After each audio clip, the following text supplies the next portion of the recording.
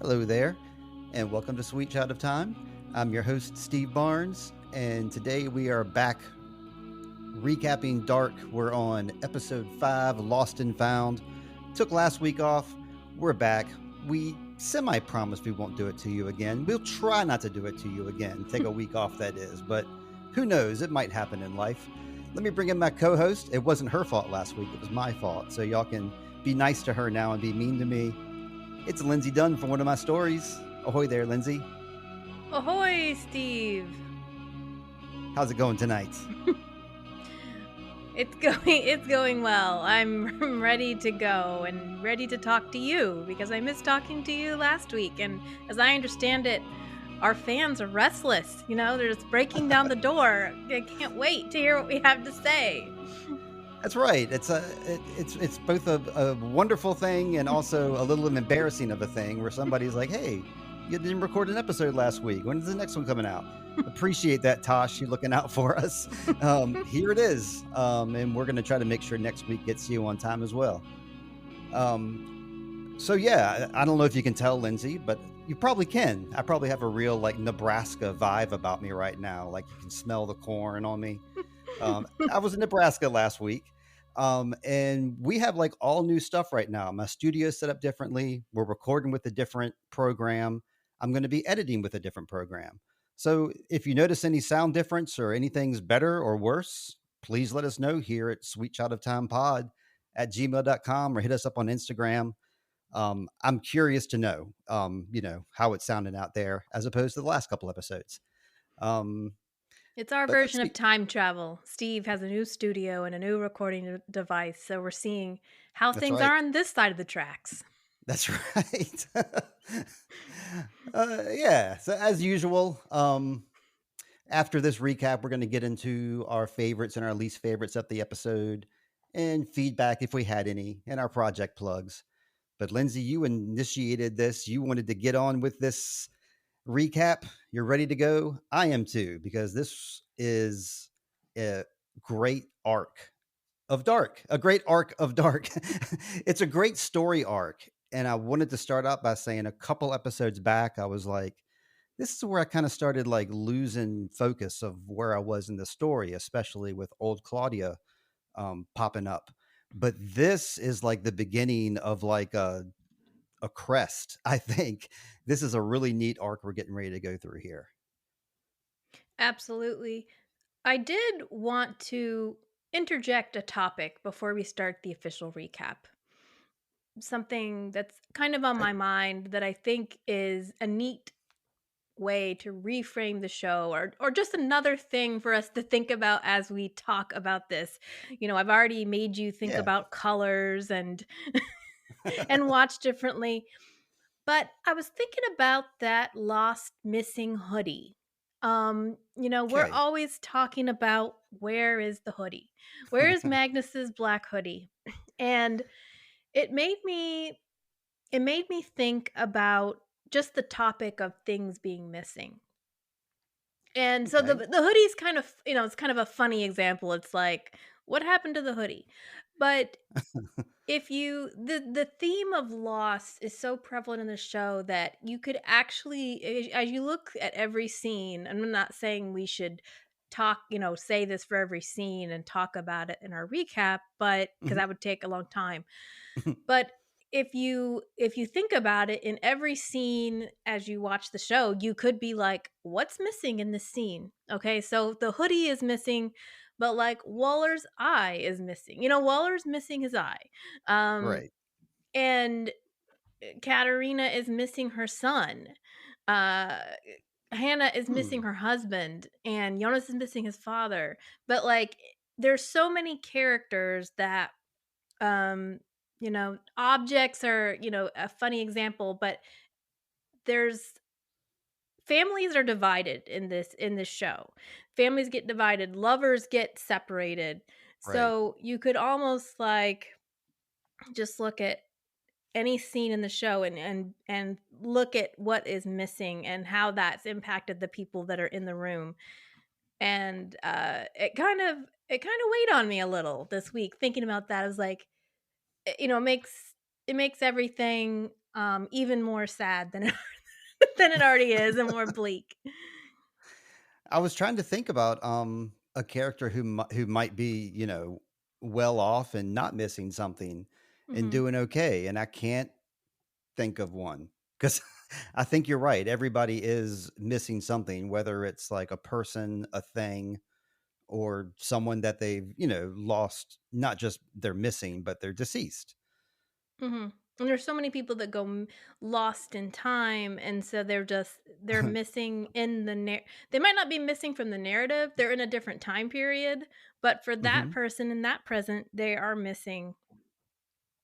And I think that's one of the reasons why the show is so relatable is because we've all experienced that kind of Yeah. loss. And so like when I think about, because you reminded me about the hoodie this week, because you sent me a picture, which maybe we'll talk about that later in the episode. But it's Hmm. it was like, um, you know, because of the theme of loss, then and some of these things never get a resolution.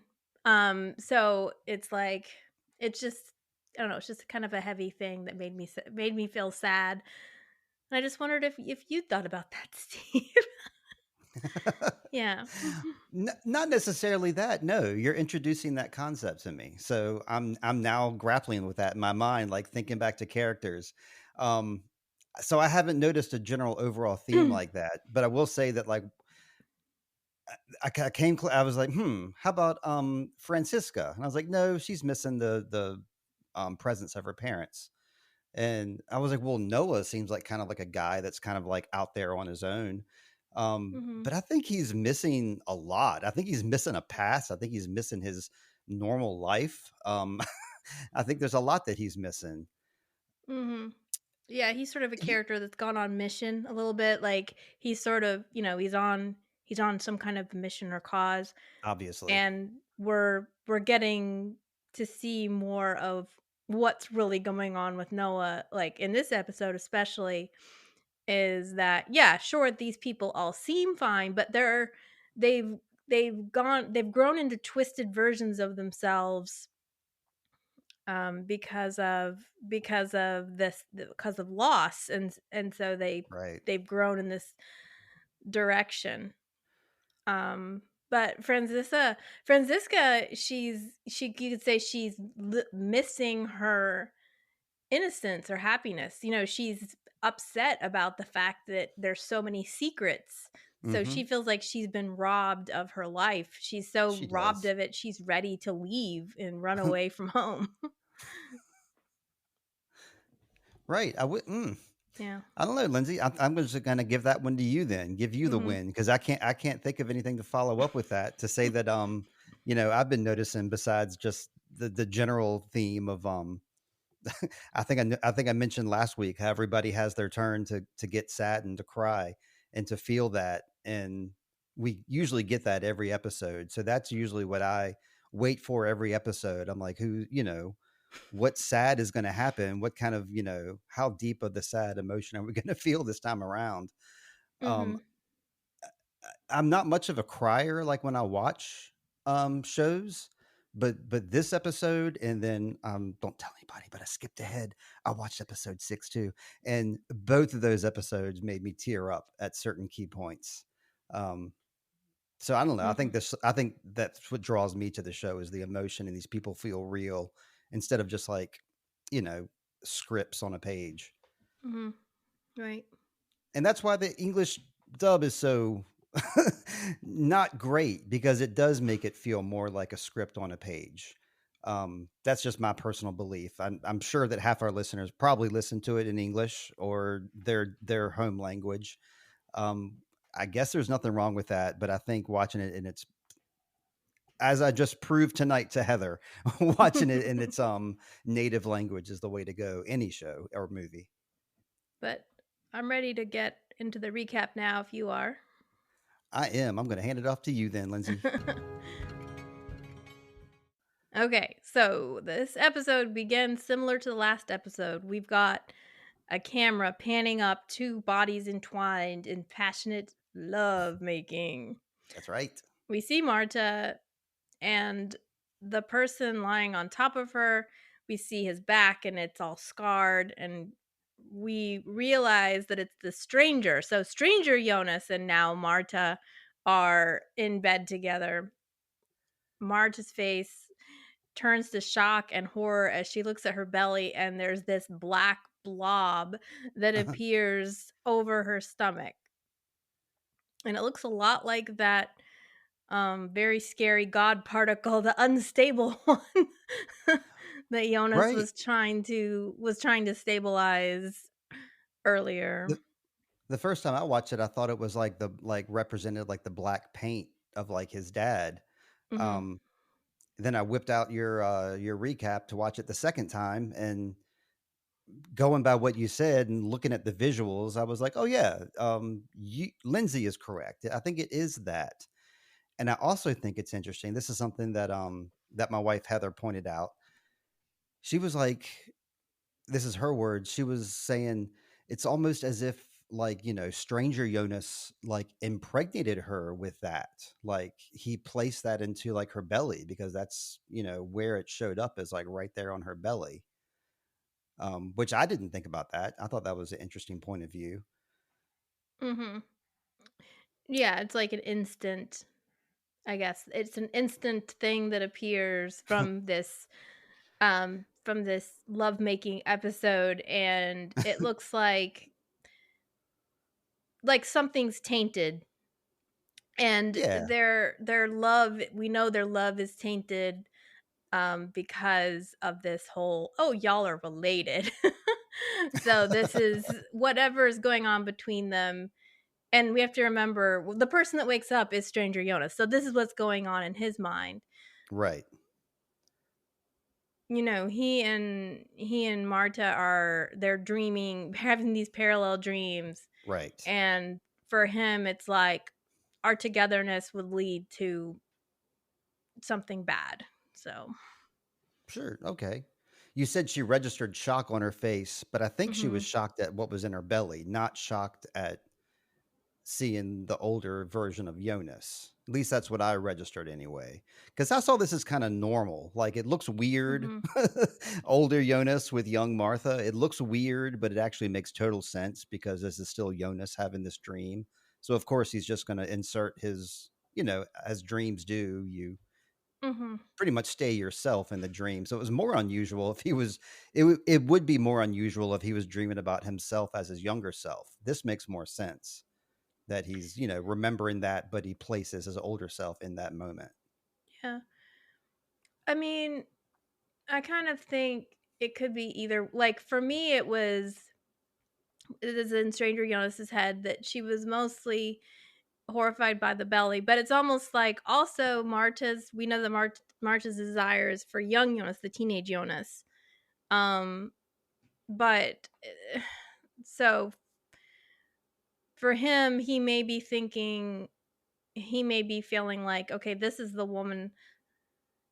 Yeah, them being together, as him being an older person with a younger person, that might be offensive to her. That might be offensive to Marta. So for Jonas, he might be feeling like, oh, she would think I was a monster. She wouldn't have that desire for me. She wants the younger self. So I kind of Okay. think that like the horror was the belly, but also it was kind of like, wait, it's you, not the one I want. Okay. I guess another thing this scene too was his back. You were talking about how his back had Hmm. that weird scars on it.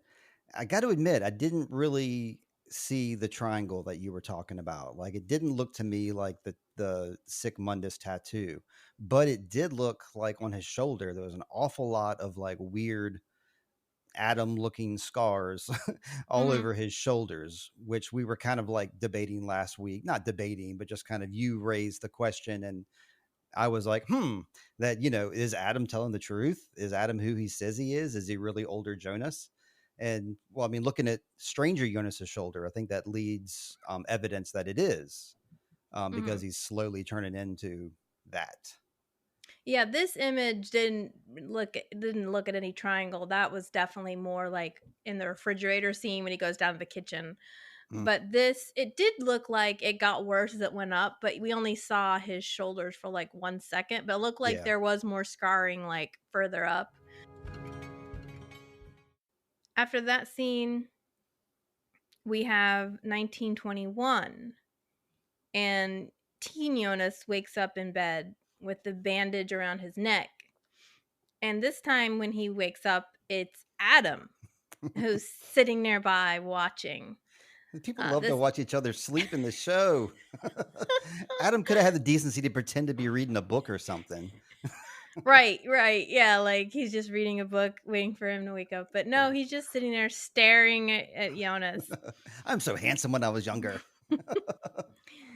So Adam muses how people often feel aversion for those most like us. Right. He knows that Jonas is still in shock to learn that, hey, this is your future. And Jonas just says, I just want to go home, reminds Hmm. him about that. And Adam tells Jonas that he should get dressed and leaves the room. Jonas sees that Adam has laid out an outfit for him. How kind. Khakis, white sneakers, and a yellow raincoat. Which, the yellow raincoat is his symbol, but he hasn't worn the yellow raincoat since he's been lost in time. So Right. this is a little bit kind of a look into his past. Like, here's what you should wear today.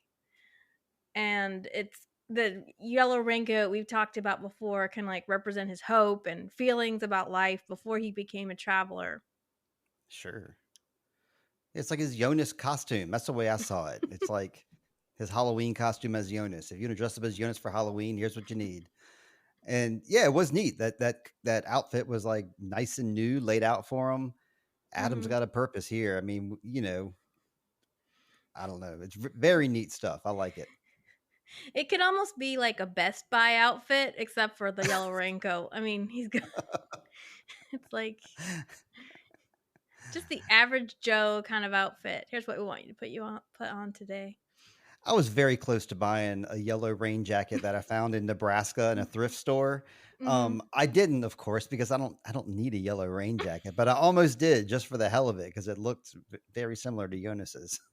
Who doesn't need a yellow rain jacket? I mean, it's iconic. My work supplies me with. I have a blue one, a black one, a fluorescent yellow, and a fluorescent orange one. I don't need another one.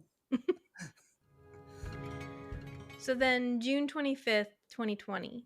It's 2 days before the apocalypse. The stranger is next to Hannah's bed while she's sleeping.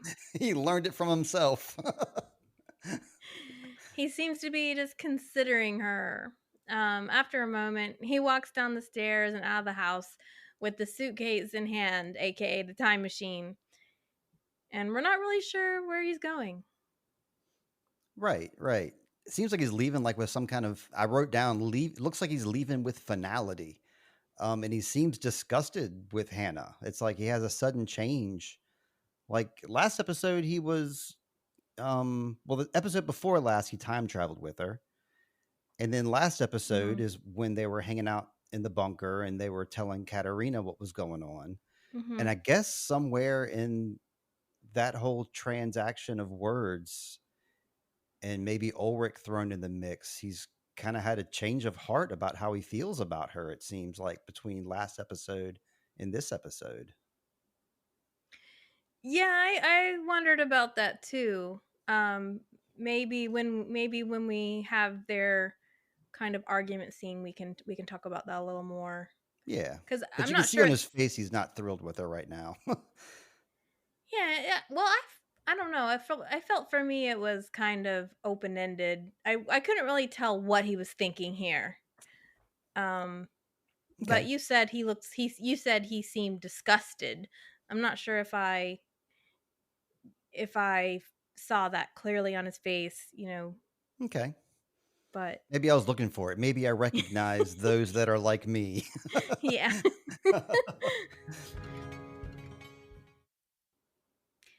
But yeah, the Nielsen house. Okay, Katerina is clutching the photo of Mikkel from 1986, his class photo. Magnus and Marta come downstairs with their time machine. that they have now stolen from Bartosz, Katerina asked them to wait because she needs to tell them something. And I kind of suspect she was going to show them the picture of Mikkel and explain that Exactly. Yeah. he would what she had found. But at this point, Marta is mad and has no interest in listening to what Katerina has to say. Yep. She wants Katerina to hear what she's got to say. I mean, she's got a lot to say here. And you were right. You said a couple episodes ago, because I was musing like, oh, maybe this is like a new thing. Maybe they've just been distant from their kids like for a couple days. But it seems like it's been months now, um, since she's Mhm. been like an attentive mother and that Marta has felt seen in some way. So Yeah. yeah, she's beyond apologies at this point. Marta, that is. I don't know. I kind of think in general, Marta is pretty annoying in this episode.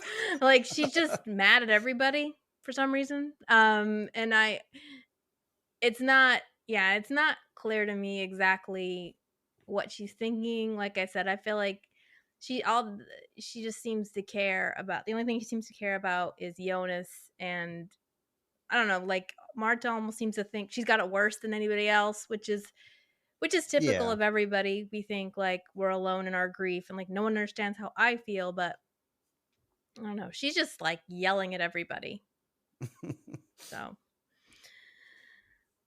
um, Marta just walks out of the house and Magnus follows along. So Katerina is left alone. Magnus doesn't really say anything grouchy to her, but he's just doing his stolid, oh well, here I'll go too. Um, they're I guess they're just anxious to get back to the cave so I, they can beat up on Bartosz again. well, I mean, I guess they were anxious to get back there because they knew they had left him there, and they just wanted to. I guess they were feeling that anxiety. But of course, I'm all like on the edge of my seat, like, look at what Katerina has. She's got a Mm-hmm. picture of Nickel, and y'all have a time machine in your hand. This is all coming together, but you're not Yeah. letting it happen, Marta. And I Nope. guess that's maybe why Marta has to play it up this scene for that Mm-hmm. exact reason, to make sure they stay distant. So at the Tiedemann house, Alexander's on the phone trying to get information about Inspector Clausen. He wants someone to check the record. He I kind says, of, "Oh, go yeah, ahead." go ahead. No, like when me and Heather watched it in German just now, she really appreciated it when he was like, "Baba da Klausen Gott," and the way he like, it sounded like he said a dirty word there, but I guess I just love the way he's barking about it. What were you going to say about Klausen? Oh, I was just gonna say that now that when I wrote this recap, I wasn't quite as putting pieces together. I'm wondering if who he's talking to is actually Waller. I think it is. Because I said he wants an associate to check the record. It's like we all know who his servant, his manservant is. One of them is Waller. Well, I wrote Um, down here in my notes. I was going to, I think it's Waller is what I wrote here. So yeah. I, we're on the same page. So as he hangs up the phone, Regina comes in looking really frail. She's got nothing on her hair, so we can clearly see how much hair she's lost.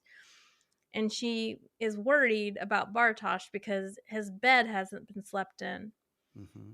And Alexander tries to tell her that everything's okay. I'm sure he's with Marta. And Regina just says, "Well, they've broken up." And he hugs her and tells her everything will be all right. And that's their thing, is she'll say like, "Tell me everything will be all right." And he says everything will be all right. But I thought this was really sweet because like Regina seems to know they broke up. Right. Um, and it's just like moms always know. So I thought that was really sweet. Yeah, you're right. And of course they have the refrain, she wants to be assured that everything is all right. Absolutely nothing is all right right now. I was trying to count down all the different ways, like Bartosh is missing, the hotel's closed down, the power plant's getting ready to close down. Clausen's up his butt right now. He knows something's going on with that. Hannah knows about his past. She has cancer. Nothing is going right now, but she still Mhm. needs that reassuring hug from him, which he gives to her. Mhm. He isn't like me, like being a jerk, pointing out all the bad stuff. He just gives her a hug and tells her it's going to be okay. Yeah, I mean, this isn't the time to give Regina any more things to worry about. No reality lesson. So, but yeah, their affect towards each other is really sweet here. Yeah, So, always. Yes. I hope that doesn't stop. I got keeping my fingers crossed on that one. mhm. Yeah. So then in 1987, Ulrich is in the psychiatric hospital. He watches as an orderly uses a key card to open a locked door, and the creepy music lets us know he has something on his mind. That's right. He loves key cards. And they called him Der Kommissar again. I love it when they do that. Yeah, it was like he basically says, hello, Inspector. Like the Hmm. guy is using his pet name. Little do they It's know he actually is an inspector, but shh. yeah, they don't realize that fact. Now we're with Claudia in her office reading through the newspapers about Egon's death. Her assistant comes in to tell her that the French delegation is all here and waiting, and she looks so happy about it. Everybody's here, and Yay. and Claudia just says, "Cancel the meeting and cancel everything." What are you looking at me for? The assistant looks really shocked, Mm-hmm. and Claudia is wearing her bright red shirt. Right. Yep. And her secretary is going to be quitting anytime now. That's no way to treat your secretary, to like lay it all on them to cancel, especially when the emissary has showed up and they're there at the plant. I mean, I know Claudia is single minded and she, has things she wants to do. We know what she's going to do. This can wait till after work. She can go to Egon's house after work, I think. Hmm. Yeah, this isn't how you run a company, Claudia. That's But right. We were mad at her irresponsibility. We seriously were. but this assistant is tickles me because she's always wearing these, I don't know, Star Trek outfits. I don't know what it is she's wearing, but I like her fashion sense. It's very 1980s. Yeah, that first outfit she was wearing in the first episode we saw her was insane, and she's toned down since then. I'm glad. Maybe somebody gave her a talking to on her first day, like, you might want to not wear military garb at work. Well, the French are all here. The French are all here, Steve. So she had to tone it down a little Ah, bit. she should have wore a beret.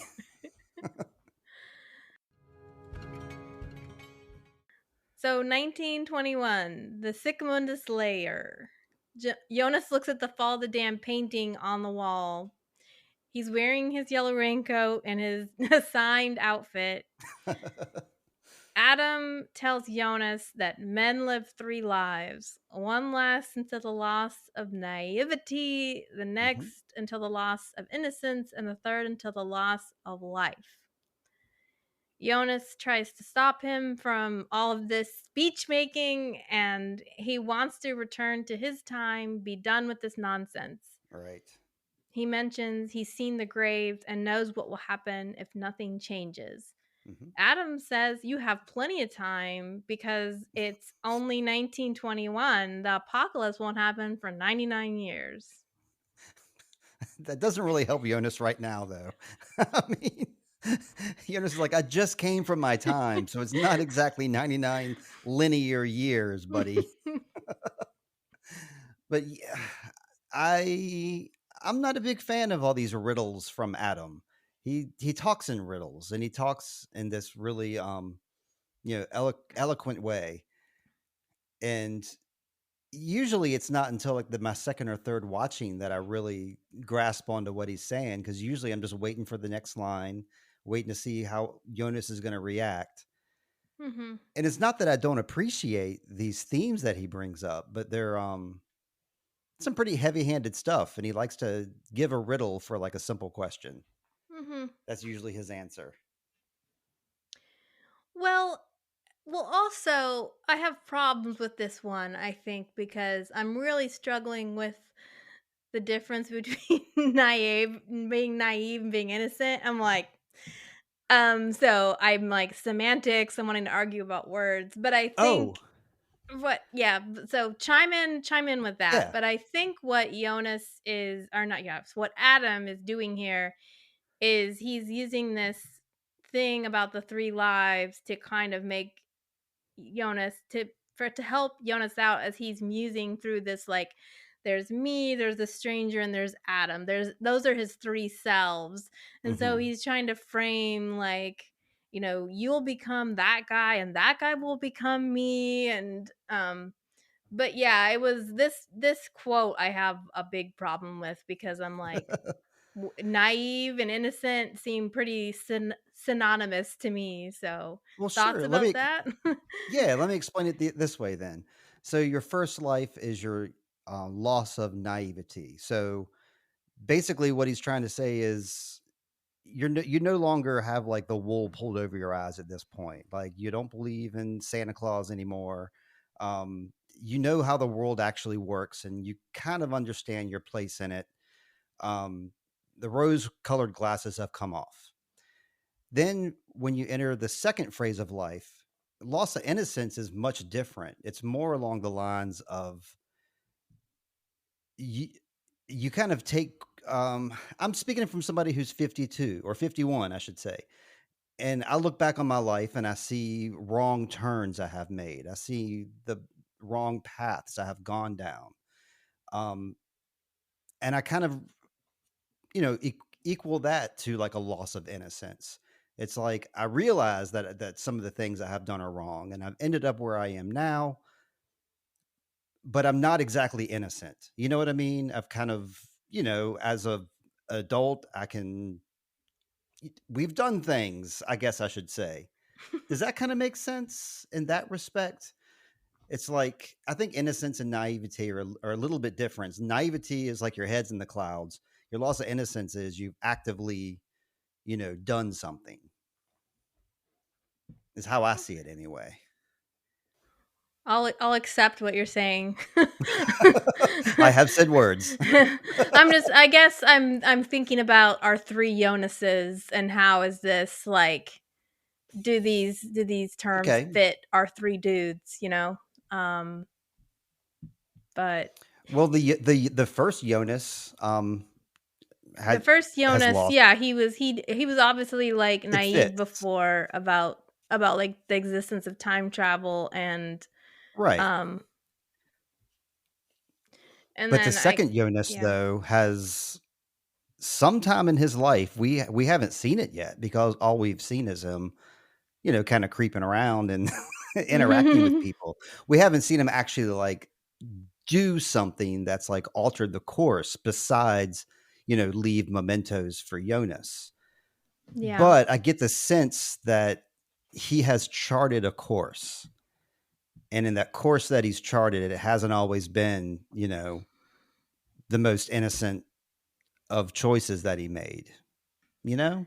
Yeah. I mean, I think he was in the last, at the end of season 1, something did happen. He obviously Yeah, close the he gates. opened the he opened the portal, or closed the door instead of Mhm. eliminating it or whatever. So he sort of like, he tried to do his plan and it didn't work. So now he's trying to do something else, but I guess I get where he's going here, but I feel like mostly Adam is using this to frame, to Oh, show yeah. to show Jonas, like, I'm not innocent or naive. I'm the wisdom Uh, here at the end, so you should listen yep. to me in my gray suit.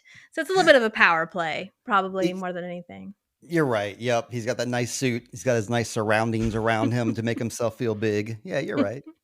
Yeah, he's got the grand living room and the velvet couch. Um okay. Anything else for this scene? Nope. All right, 1987. The orderly brings Ulrich a snack and starts to yammer on about Ronald Reagan's speech at the Berlin Wall. Hmm. This is something I had to look up because I was like, "What's he talking Same. about?" Because I thought he was talking about Hmm. the Berlin Wall, but he mentions the Olympics. And then I realized at that Berlin Wall speech, Ronald Reagan proposed that the 1988 Olympics would be in East and West Berlin. Hmm. That did not happen. The Olympics did not take place. It was, I believe, Seoul Right. is where it took place. But It's the same yeah, speech that he did, like the tear down this wall, Mr. right. Gorbachev, tear down this wall, which that didn't happen until 89. So that didn't happen in this time frame, but like it's definitely like in the lexicon right now. But my research showed that at this time in America, that this speech didn't have quite the impact that it did. It wasn't until the wall actually came down that they started replaying that Reagan speech about tear down this wall. So I wonder like how much of an impact it actually had in Germany at that time, because if the media is telling me it, wasn't as big of a story until later in America, I wonder if it got completely buried to some people, especially like in West Berlin, because West Berlin Mm. was the one that was walled off, right? Well, I'm showing. I saw this speech took place in June of 1987, so I The think speech it. the speech took place in 87, but the Okay, wall okay, came down in 89. okay. So what I was reading was that the speech itself in 87 didn't, get the press that it got until the wall actually came down. And Mm-hmm. then it Okay. got a lot of play. Well, it impressed this orderly. Yeah, so much that he like just kind of lost his senses and he just lets things happen to him. So Ulrich pulls out a large bowl. It looks like a pottery bowl from under Yeah, the pillow. he made it in ceramics class. Yeah. And knocks the security guard out with this bowl. Takes the man's key card and walks outside the hospital. It's that easy to get out of a psychiatric ward. In 19 well, wait, that's not 1987, that's 2019 right there. No, this is 1987 this is It's happening. 1987, yeah. Oh, yeah, they had key cards in 1987 like that, that's pretty dope, I didn't know, but I guess so. I mean, if you as long as you play it cool like Ulrich did. Yeah. So now we're at Egon Tiedemann's apartment. Claudia has popped in for a visit. Mhm, Egon is surprised because she doesn't come to visit very often.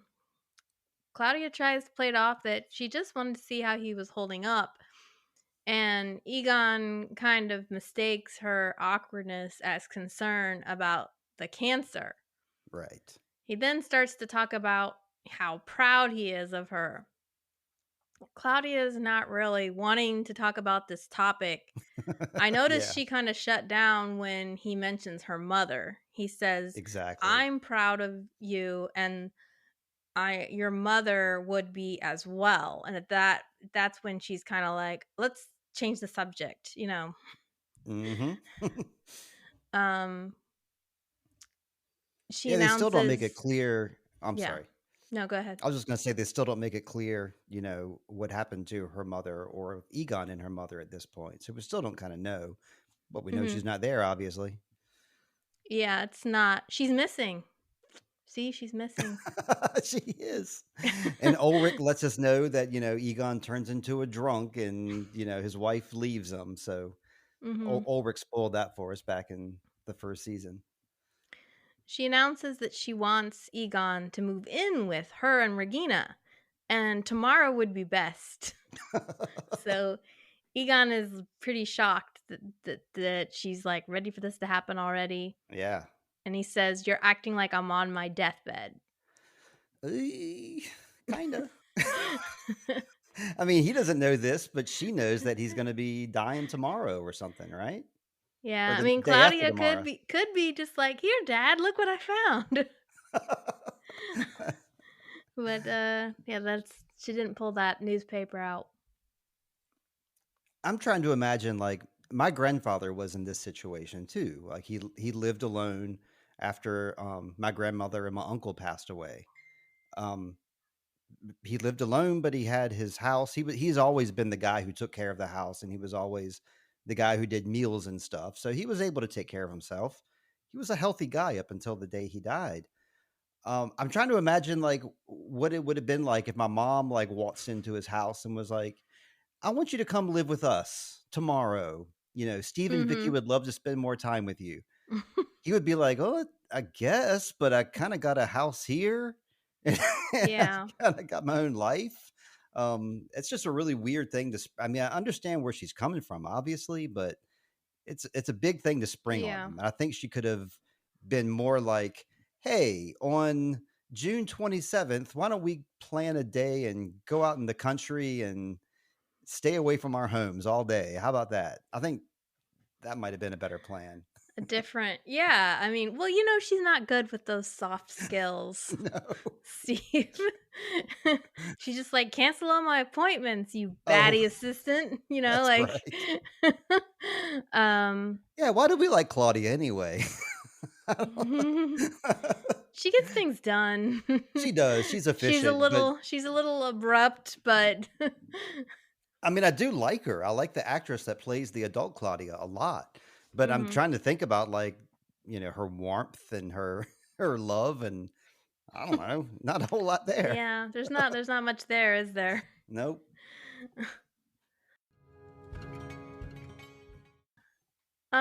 2020. Hannah is at the kitchen table reading a note. The table is covered in pictures of the family, and Katerina knocks on the door. It's another one of the famous Nielsen popovers at the at the Conwald house. And bang on the door while you're at it. That's like their knock too, they bang. Yeah, she asks to see stranger Jonas, but Hannah tells her that he has left. And Katerina's like, "How can I see Mikkel? You saw Mikkel, how can I see him?" And Hannah mentions that you need a time machine.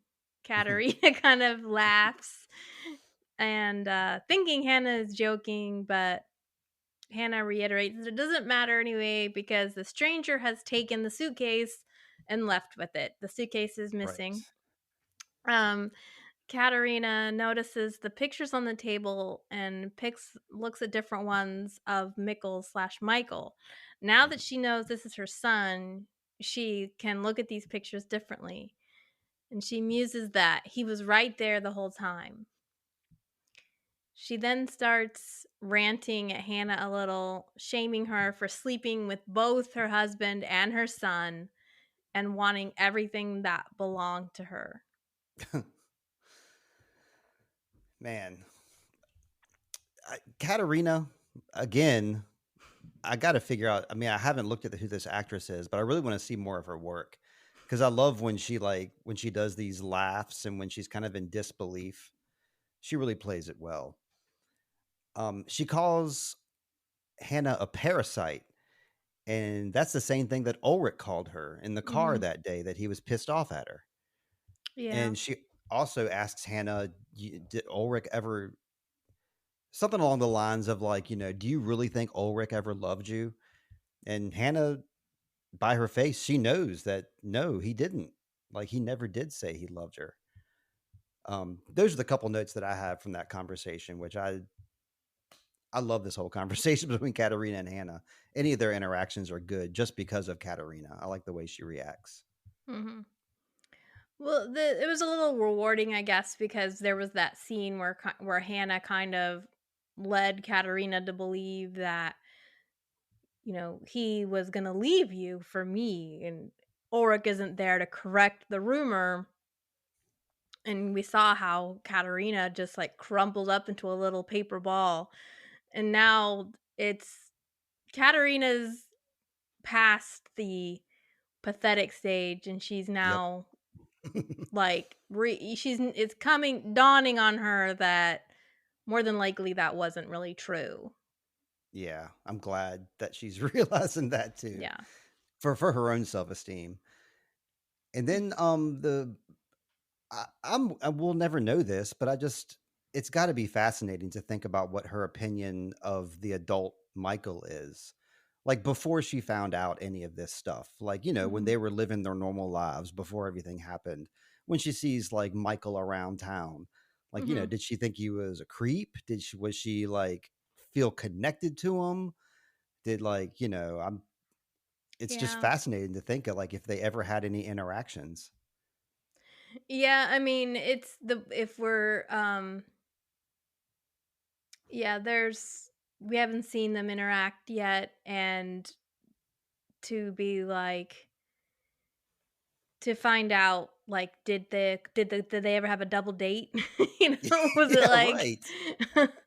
I would Oh, I I would say not. I mean, judging, I don't know. I'm speaking ahead now. I better shut my mouth because, like I yeah. said, I watched ahead a little bit. You did, and I'm gonna shame you for it just a little bit, but, I deserve okay. it, but we took a whole week off. What else was I supposed to do? Be patient. Uh, that's okay. There's another knock at the door. This time it's Inspector Clausen. Two visitors.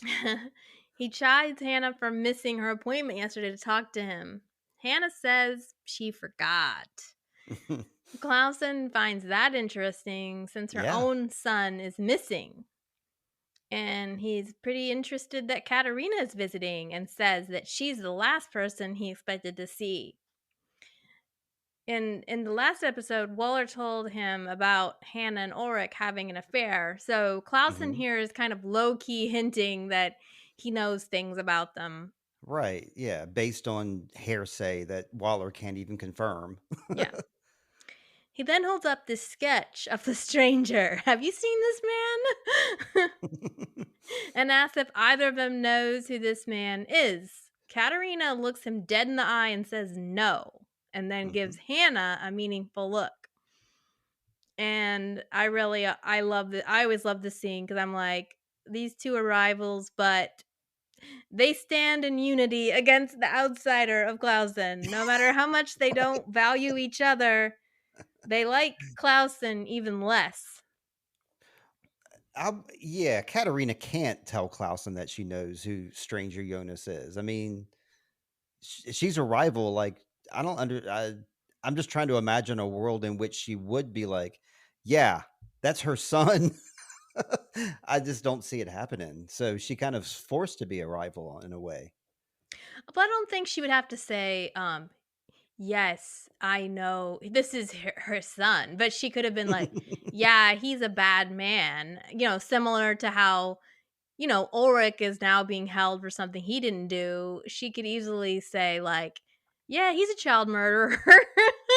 So the Clausen, next time if the Clausen saw the stranger, I mean, he'd probably pick up Jonas anyway. But I guess she's thinking fast because she's yeah. thinking faster than me. Because if she did tell Clausen who he was and where he was, then Clausen would then take him into custody, and he Hmm. would take that time machine and put it in, some place that nobody could ever get it. Yeah. So she probably wants to talk to Jonas way before she wants Clausen to find him. Yeah. I guess I'm like, I'm kind of I have no substantiation for what I want to believe. I just want to believe they both are like, we hate Clausen together. We hate each other, but we hate this guy even more. Yep. And it's like that small town mentality. So Hannah also says, of course, that she doesn't know the person that in the sketch. Right.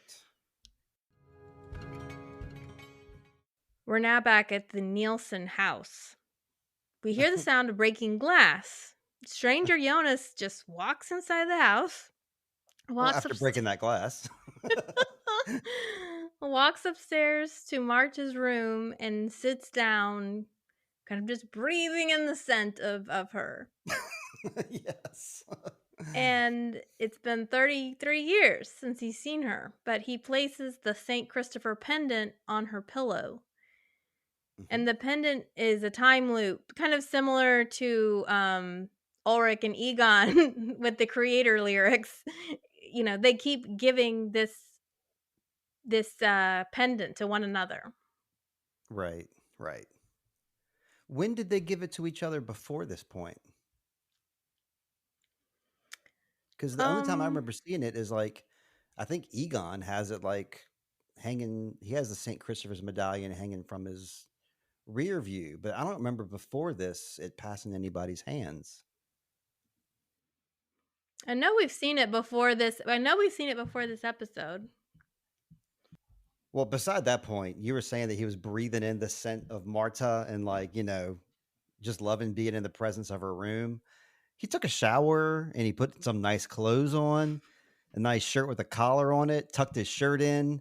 It's almost like he was expecting her to be there and wanted to look as nice as possible so his dream could come true.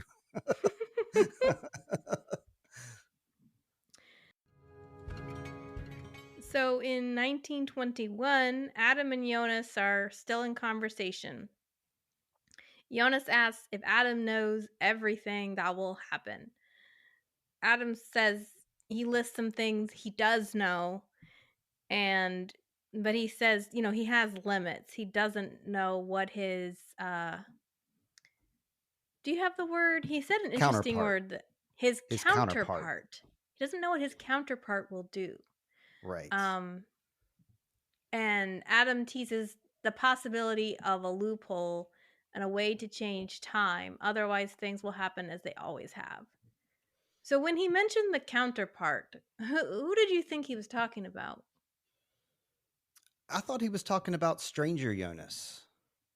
Because I think of a counterpart as like, somebody that's like, you're a part of you or a part of your team. So I was thinking either Stranger Jonas or Noah, and that's it. Those are the only two people I've seen hang out with Adam. So I was Hmm. thinking it must be one of the two of them. Okay. What about you? Um. Well, I wondered if it was Claudia. Oh, okay. Um, Yeah, another good call, because fellow she's sort of traveler. like the leader of they both say each other is the shadow. I walk in the light. He walks in the shadow. Um. I don't see Claudia as much of like I guess like authoritarian or more of a go-getter type of figure as Adam though. I mean, I see Adam like making moves and like thinking about things like a chessboard. She's the And leader of that side. We've seen she's the like director of it. She guides Egon, sorry, she guides Trant and Peter. She guides Jonas what he should do. Not the older Claudia I'm talking about, not the younger right. one. Yeah. So, It but seems like yeah. she's more of a guide than more of like a mastermind though.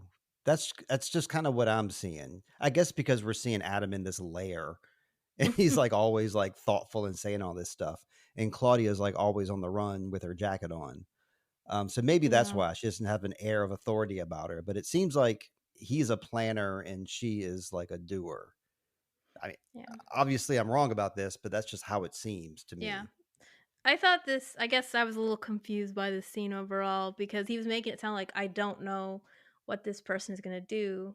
Like, if he's Stranger Jonas, then how could he not know what he's going to do? So I wouldn't think it was Jonas. I would think maybe Noah, because we already know that Noah has lied to him at one time and about the pages. I guess Yeah. he's lied to him, and it almost seems like there's like a strife in in their relationship at this point. Hmm. I don't I don't know. know. I'm just guessing as well. I know it's cool. Yeah, it's cool that he says he knows like when wars end to begin, and he knows what stocks to invest in, Yeah. and that's how he gets his cool layer. Is he knows to invest in the right stocks and buy government bonds at the right time and all that kind of stuff. Hmm.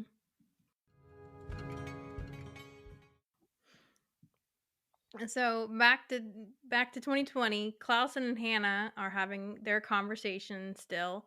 Clausen mentions that no one in the town wants to talk and that everyone has secrets. Hmm. Hannah just says nothing, of course, that fits. He then Yeah. turns his attention to the topic of Alexander Tiedemann. He shares that he knows she's no longer his therapist, but he's still paying you the same amount of money each month. Hannah says people in Winden stick together, and Alexander wanted to help her out after Michael's suicide. I Clausen love isn't it. I love that buying. comeback. What? The which comeback? Hannah's. I mean, Yeah. it's such a plausible Mhm. story that it's hard to deny, and she comes up with it so quickly. Yeah. But yeah, like you said, Clausen ain't buying it. I'll let you continue. He picks up a photo of Hannah, Katerina, and Ulrich as teenagers. Ulrich is in the middle with his arms around both girls. Clausen mentions that people are muses that people in Winden seem to share beds too. And Mm, mm-mm. at this point, I'm just like, Clausen hasn't taken any good interrogation classes or rapport building classes. If he really wants people to confide in him, he should take kind of a more subtle approach. And this lets me know that if Clausen will learn anything, it won't be by questioning the townspeople, which makes it kind of like, why are you even talking to people? Because Right. you obviously have a lot of information. Most of the information you've gotten isn't from talking to anybody that we've seen. He must have a huge opinion of himself. You know, he's a smart guy. No doubt he's smart and he's resourceful. But if he had a lick of self awareness, then he would have an assistant with him that asks all the questions, and then Clausen would just sit there and take notes and observe. But Mhm. instead, he thinks that he's got to be the one to get in there and insult people to their faces. I mean, Hannah should have slapped him for that. I'm no Hannah fan, but I was waiting. I think he's a rude, insinuating. Wrote that down right here. I wrote bad words about Clausen. I didn't like that comment or the way he was, like you said, as a professional. That's not the way that you handle a lead. If you even think you have a lead, that's not the way you go about it. Yeah, I mean, if he's gonna be bad cop, he needs a good cop to come with Hmm. him. Yeah, Waller, obvious choice. I don't know, we haven't seen Waller do any, we haven't seen Interrogation, him do any interrogation, so we don't really know what his skill level is. I would say, it would be more effective to take, like, a Charlotte with a you. Charlotte. Yeah, She's respected by everybody, but she's not interested in working with him. She's gone can't sick. imagine why.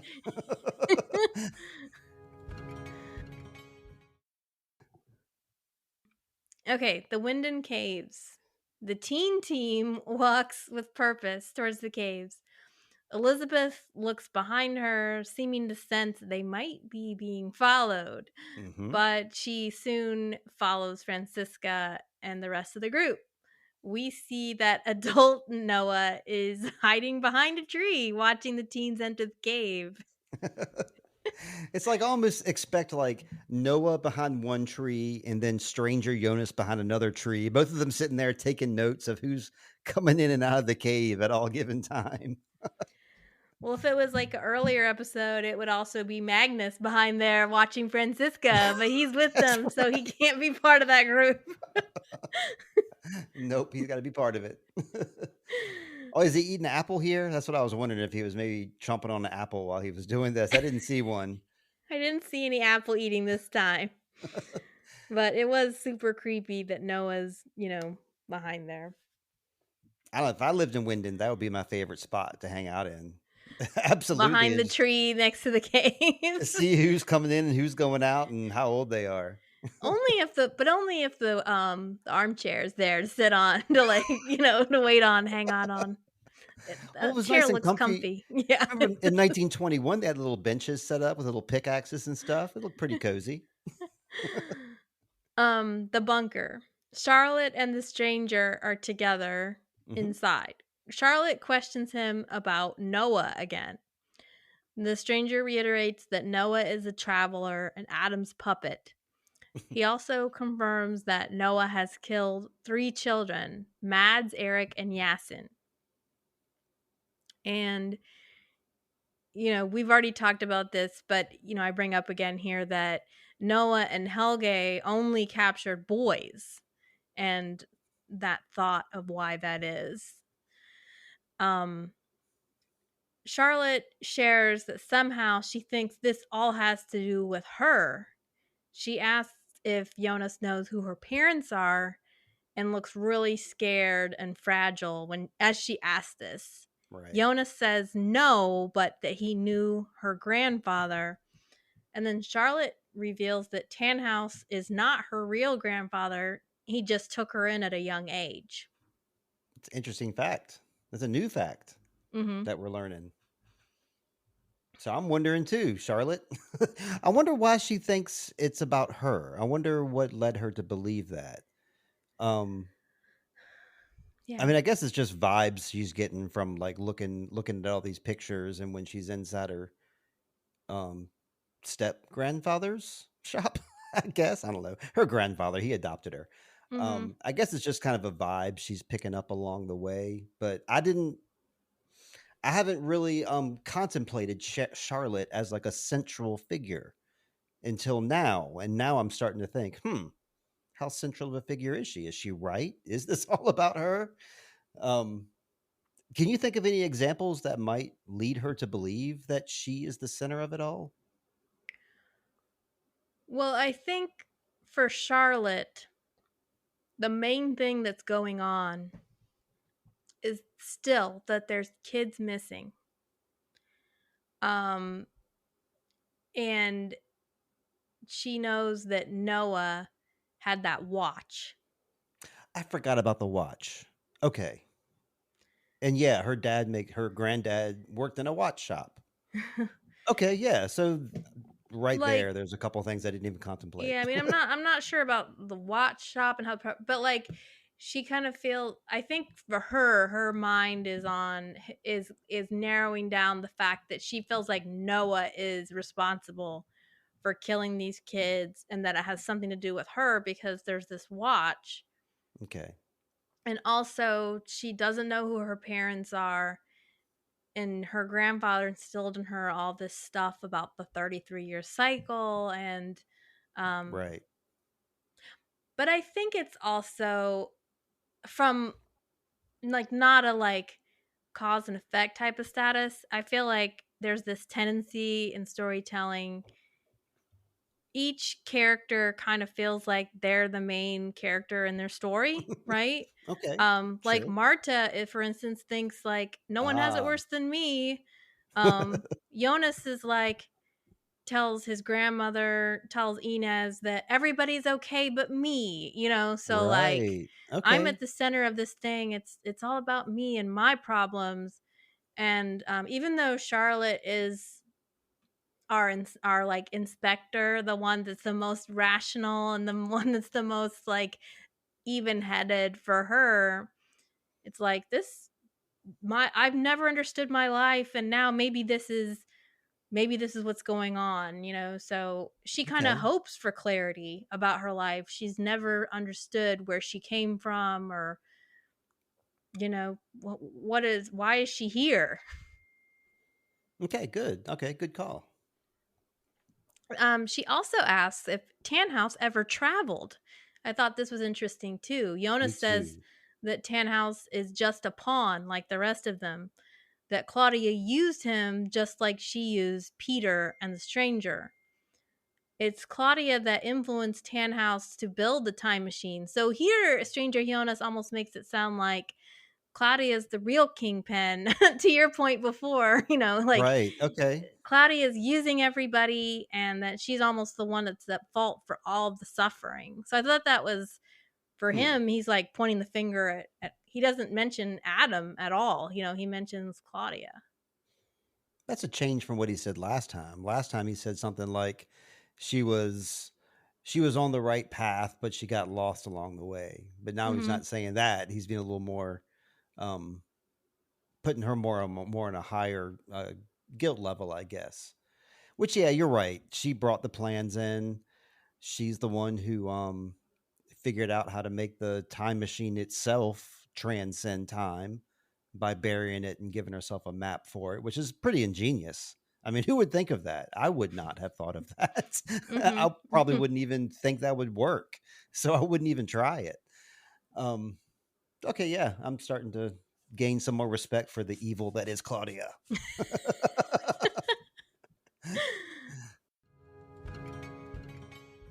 So then to the Winden Caves again. The teens arrive and find Bartosz still tied up. He's in pretty bad shape. He hasn't had water or a bathroom break for at least 12 hours. I bet he's peed his pants. Poor Sorry, that Bartosz. was a very 5-year-old thing for me to say, but It was, Steve. You should not have glee at another's suffering.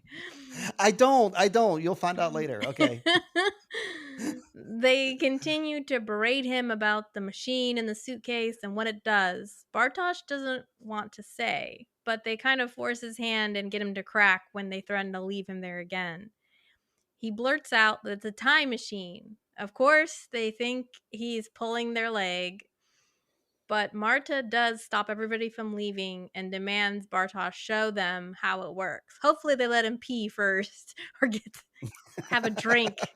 We don't Doesn't see look like that. it. Nope. Um, Bartosz does using Marta's phone as the signal. They say like, "Hey, there's no there's no Wi-Fi in here. We can't do that." And he says it just has to search for the signal. It doesn't need to actually That's right. find a signal.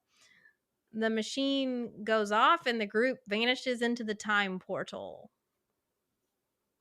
He knows how to work that thing. He's pushing buttons and like it seems like he knows where he's going to be taking them. Mhm. And it makes me wonder where he came from and like if he just came from 1987 himself. Yeah. Um Neat stuff. And Francisca really like she's becoming more and more. Are you familiar with the Powerpuff Girls at all? I mean, I'm familiar with the name of them, but I don't remember anything Okay. about. Well, one of them is a tough guy. It's Buttercup, and she's like, super tough, and she's the one who always says the mean stuff, and she's the one who's always beating up the bad guys, and that's what Francisca's reminded me of here is like the tough guy of the group, that like the psycho that will, I mean, I know it was Magnus that beat him up before, but Mhm. that was just pure anger. Like if they wanted to sick a psycho on him or like to do some torturing, I think it would be Francisca who they would sick on him. I think she's like, the human body can't sustain without 3 days of water. And it's like, okay, Jesus. She's good at mental torture. Yes, she certainly is. She's That's just why she did she the just ribbon presents the stuff. idea that like we could leave you here, but yeah. Um But yeah, I like the way that they all yeah. get zipped, all five of them standing around the machine, all get zipped up in there. It's just a neat visual. I love the way they do it. Mhm. And did you see Marta's phone says Ariadne? Of course. Yes, I did. Well, yeah, they spelled it for us on the screen. They put it like in English for us. Otherwise, I might not have noticed, to be honest. It was just the subtitle in that showed it to in me. large font that we can read. She loves that play, man. Yeah. 1987, Claudia and Bernd Doppler are having a one-on-one meeting at his house. So after Claudia went to see her dad, she went to see Bernd. Okay. This is not at the office. This is intended to be a private meeting. And she brings up the accident that happened last summer at the power plant. According to Bernd, he claimed the issue was a reaction in the volume control system. But she checked the data and everything is normal. So, what really happened? I thought it was interesting that, Claudia's wearing her red shirt, of course, but Bernd looks, he has his arm in a sling. Right. And explicitly too. Like we don't know why. Right. And it kind of, I don't know, for me, it's a visual representation of his body breaking down. Like, we already know he's Yes. lost his legs. He was in the cane. Now he's in a wheelchair. Now one of his arms is in a sling. So, I guess they had to show us that because they didn't show us his wheelchair this time. So they had to give us, like you said, a visual clue reminder of who this guy is and that he has a broken body. or just like what did they say? The disease of Winden setting in. Burned is like, he worked at the power plant for years. So his Yeah. body is disease, just Okay. like Jonas's body and Adam's body. Right. Okay. Everybody's bodies are in various forms of decay, with like Waller missing his eye. So it just all the scars. So it's like, yeah, that's kind of how I look at it. Yeah, I see that too. He pushes this black folder across the table to her. Just slides across. He knew that she wouldn't let that issue alone, so he had samples taken and analyzed. Claudia opens the folder and looks incredulous. The numbers can't be possible. Byrne agrees, says, well, I ran the test the second time, got the exact same numbers, and they have this conversation that most mere mortals really don't understand. But Correct. these numbers match those of Englert, Brout, and Higgs in 1964. But not exactly. Claudia seems really excited and references the God particle. And the numbers mean that a God particle exists in the power plant. Of course, we know that. We've seen 2053, but Right. this Right. scene lets us know that as early as 1987, Byrne and Claudia knew about the Higgs field, or this black blob that lives in the plant. And Claudia wants them to go public. And, but Byrne says, you can do whatever you want with this information, but leave me and the power plant out of it, at least until I'm gone. Right. Which is kind of puts her in a weird position. Hmm. Like she has this knowledge now, but she can't do anything with it. Yeah. And it kind of, yeah, I'm curious what her immediate thought was here. Like, she's like, this is a sensation, is what the translation says. Well, they're Like, obviously smarties, so they know that like in 64 when they like invented or like came upon the theory of the God particle, they said he mentioned something about it's what makes up all mass of all, contains the mass of every object. But really what it is it supposedly is what created the Big Bang. So they're thinking they can recreate another universe or expand upon our universe with this, or they can study how the Big Bang began, or study how it expands, or study all kinds of things about it. So it would be a mhm. revolutionary thing to find that would, probably change people's religions if it like went into the public eye. Um, and he's saying, she respects a decision that it's going to that Bert's going to be left out of it, which means that she can't actually like expose it to anyone because it's inside the plant. It's part of the plant. Right. Probably the smartest thing for Claudia to do would be to write up a paper saying like I propose these things. I think these theories are true. And then like after Bert passes away, she can be like, I did it. Yeah, I kind of wonder about Burns. Thought in previous conversations he's mentioned like the livelihood of the power plant. The livelihood of the town rests on you and us keeping this information secret. But hear him saying like, just keep it secret until I die seems. Hmm. This conversation just made me curious about what his motives were. Yeah, and how much he knows about Sick Mundus, maybe. It doesn't seem like he has any like connection to them whatsoever, Mhm. other than the fact Yeah. that he's Helge's dad, I guess. But Yeah. I'm ready to throw him in the mix and and see where he pops up. But yeah, their conversation is interesting here too because he's got they're the two of them have a good working relationship. He obviously admires her in a way that she's not taking no for an answer. She's insisting on um he's speaking to her as he would an equal. Yeah, absolutely. Well, she is. I mean, Yeah. his predecessor. So then Ulrich rushes to the Conwald house. Always Russian, right?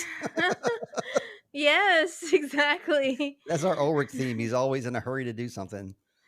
Everything happened so suddenly, so he didn't really have a plan about what he was going to do. He just comes to a halt and he sees Mikkel playing with this Rubik's cube at the picnic table.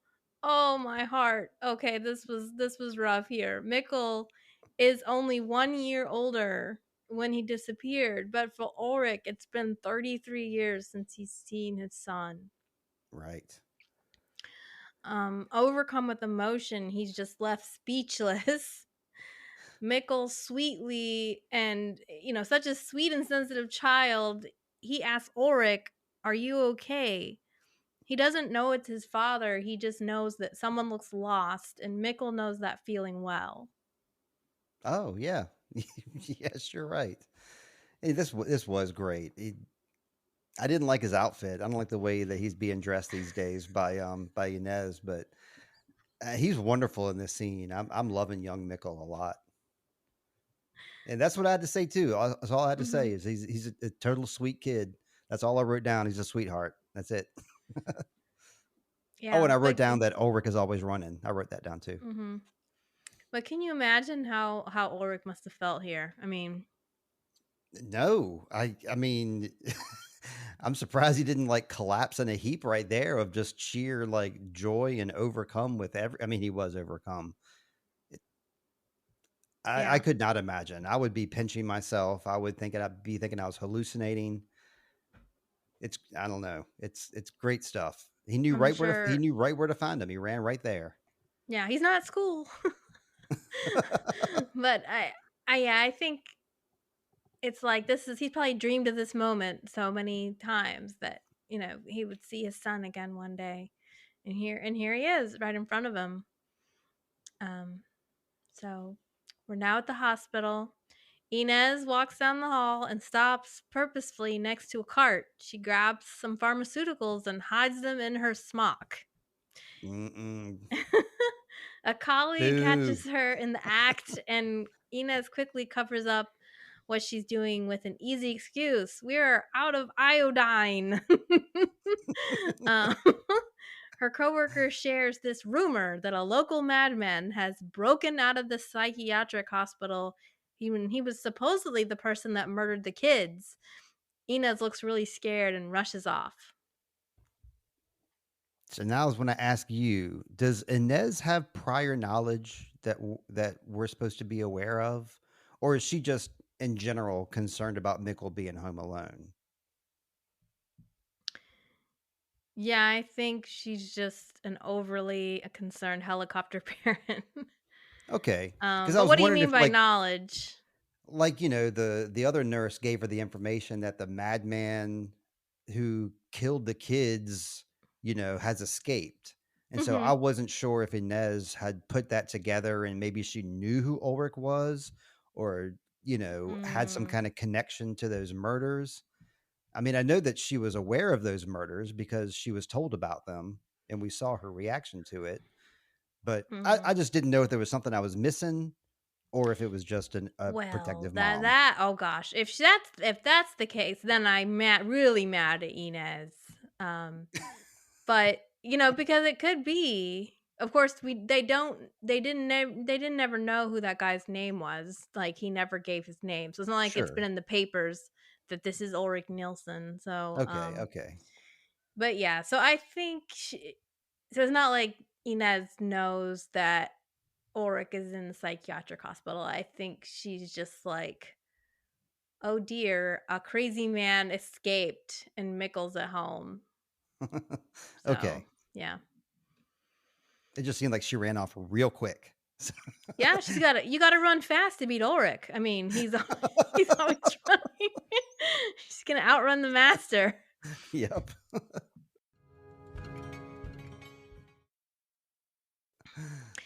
Cutting back to the Conwald house. Ulrich looks just a little better. Mikkel comes out of the house with 2 glasses of orange juice. He hands one to Ulrich, and they both drink.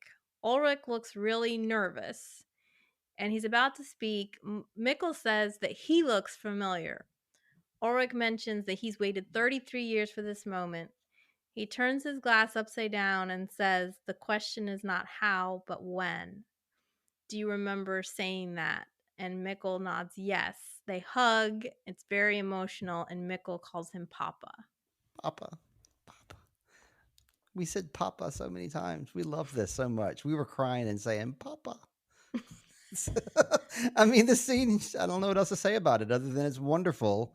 And Is it's of this one of course the moment? This is one of the moments you cried. Then, yes, yeah, absolutely. I mean, of I don't course. understand how you could not, but I guess I can because people are people. They feel different emotions. But this one got me, and I do like that the words that Mikkel said in the first episode is like not how but when.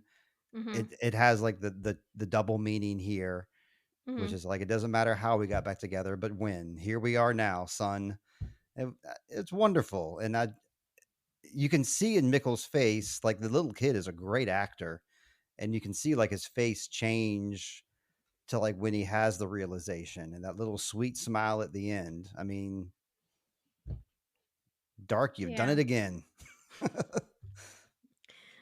Yeah, it's a pretty powerful moment. I mentioned last week that I think one of the most powerful scenes is when Katarina finds the picture of Mikkel. This is another one of them. This moment between Ulrich and Mikkel. Yeah.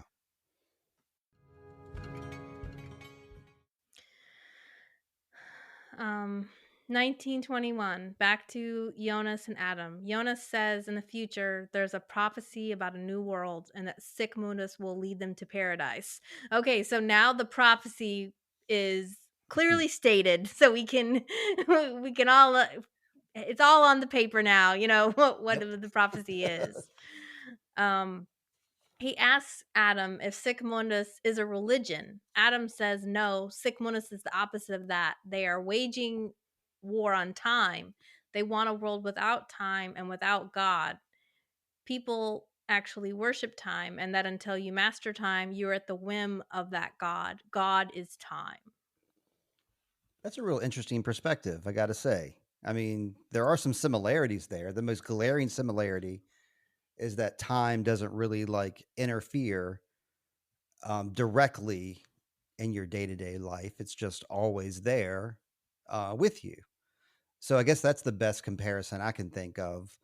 Um, I just think it's a neat concept. You've probably heard this concept before because you're more well versed in books and movies. Is this something that other people have supposited about God being time, or is this unique to Dark? Yeah, I'm not sure if I've heard this concept before. There's obviously there's stuff like time marches on, time is money, that people understand that time is a value. Um, but I thought it was interesting that Adam says, "Is this a religion?" Sorry, Jonas says, "Is this a religion?" And I know Adam says, "No, it's the opposite of that because we're trying to kill time, basically. Like we're not honoring it. We're trying to break it down." Right. Yeah, they're trying to master it, I Mm-hmm. guess. I wouldn't say they're trying to kill it.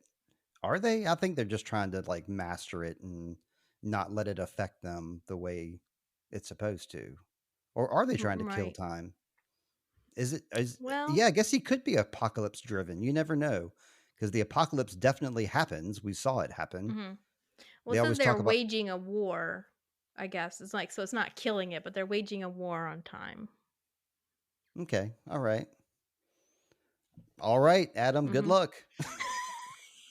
Good luck with that.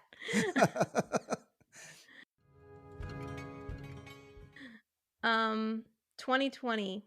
Charlotte walks inside Tannhouse's store. She begins to sort through the papers again when in walks adult Noah. Okay, Mickle scene is the heart of the show. hmm This is like but this is a really important scene too because we get this interaction between Charlotte and Noah. This is the gut of the show. That's what it is. Yeah. Yeah. Okay, good call. Charlotte stands up and looks nervous. Remember, she thinks he just knows he's a child murderer and Right, right. someone to be feared. Noah calls her by name and tells her his name is Noah. And he takes his hat off for her, he's like a gentleman. And she says, "I know who you are. You killed the children." Hmm. And Noah has never looked so undone in his life. He's like tripping all over himself all of a sudden, trying Yeah. to explain his actions, that he did it all for her so that she would not be taken away from him again or her mother. So now we know Noah is Charlotte's father. We kind of know gives some really flimsy evidence. I mean, I believe him based on Charlotte's reaction, but the evidence is very flimsy. But I'll let you continue. Well, he gives her a picture, a Polaroid of As a her baby. as a baby, and he opens his Sigmundus notebook and takes out a picture of her. He holds out the picture and shares memories of her birth. He mentions how she was premature and that but she was very strong and wouldn't give up. And she begins to cry and begs him to stop. This is not the news that she wanted. My father is a child murderer. Right. Um he says, "I recognize I can't change your opinion of me," but he also shares his sorrow that she's been there in Wyndham the whole time and he never knew. However, that bastard Adam knew. He didn't say Mm. bastard, but that's his tone. Yeah, it is. Adam didn't tell him that his daughter was who his daughter was. That's what now we know what some of the facts were that he hid from Noah. The missing pages were revealed that your daughter is here. Okay. Noah, Oh, I didn't pick that up. I need to revel in that. So that was one of the pages was well, remember when remember when yeah. he kills Claudia and he Yeah. gets the pages and he looks at them and the first thing he says is, "This isn't possible, Charlotte." Right. Okay. Yeah, we were like, why does he say Charlotte? Mhm. Here's why. Okay, yes, please continue. This is a revelation to me. All right. Um, Charlotte doesn't know what to make of all this, of course. Noah concludes by saying the apocalypse will happen in 2 days, that he knows what he must do. He will end Adam so that everyone lives and not just those in the bunker. And then Charlotte asks who her mother is. He just says, "She loved you very much and still loves you." So Noah chooses to keep this information hidden from Charlotte, who is devastated by this news. Right. And yeah, the other only other note I have about this is that Noah's mentions saving more than the people in the bunker, and that reminds me of the story of Noah's Ark. He's called the bunker and the chair an ark before. Proof positive. Yeah, Yeah. that's exactly right. So he absolutely is Noah in his ark. And yeah, I guess he's saying the people in the bunker, which I guess we've seen the people that have been in the bunker. So I guess he's talking about all of them, like the live people. I'm talking about like Peter, Charlotte, Jonas, Katerina, Hannah. I don't know, but he just says the people in the bunker. That's who I think of when I think about the bunker people. Mm. Is he I talking about wonder the if the people that are in the bunker are like he knows who's going to be in the bunker. okay, all right, like he has foreknowledge of that. Right, Because I was thinking, because remember the what's in the Sigmunus whoever wrote the Sigmunus notebook has knew the future and the past. okay, no answer about who her mother is, who Charlotte's mother is. He doesn't say it here.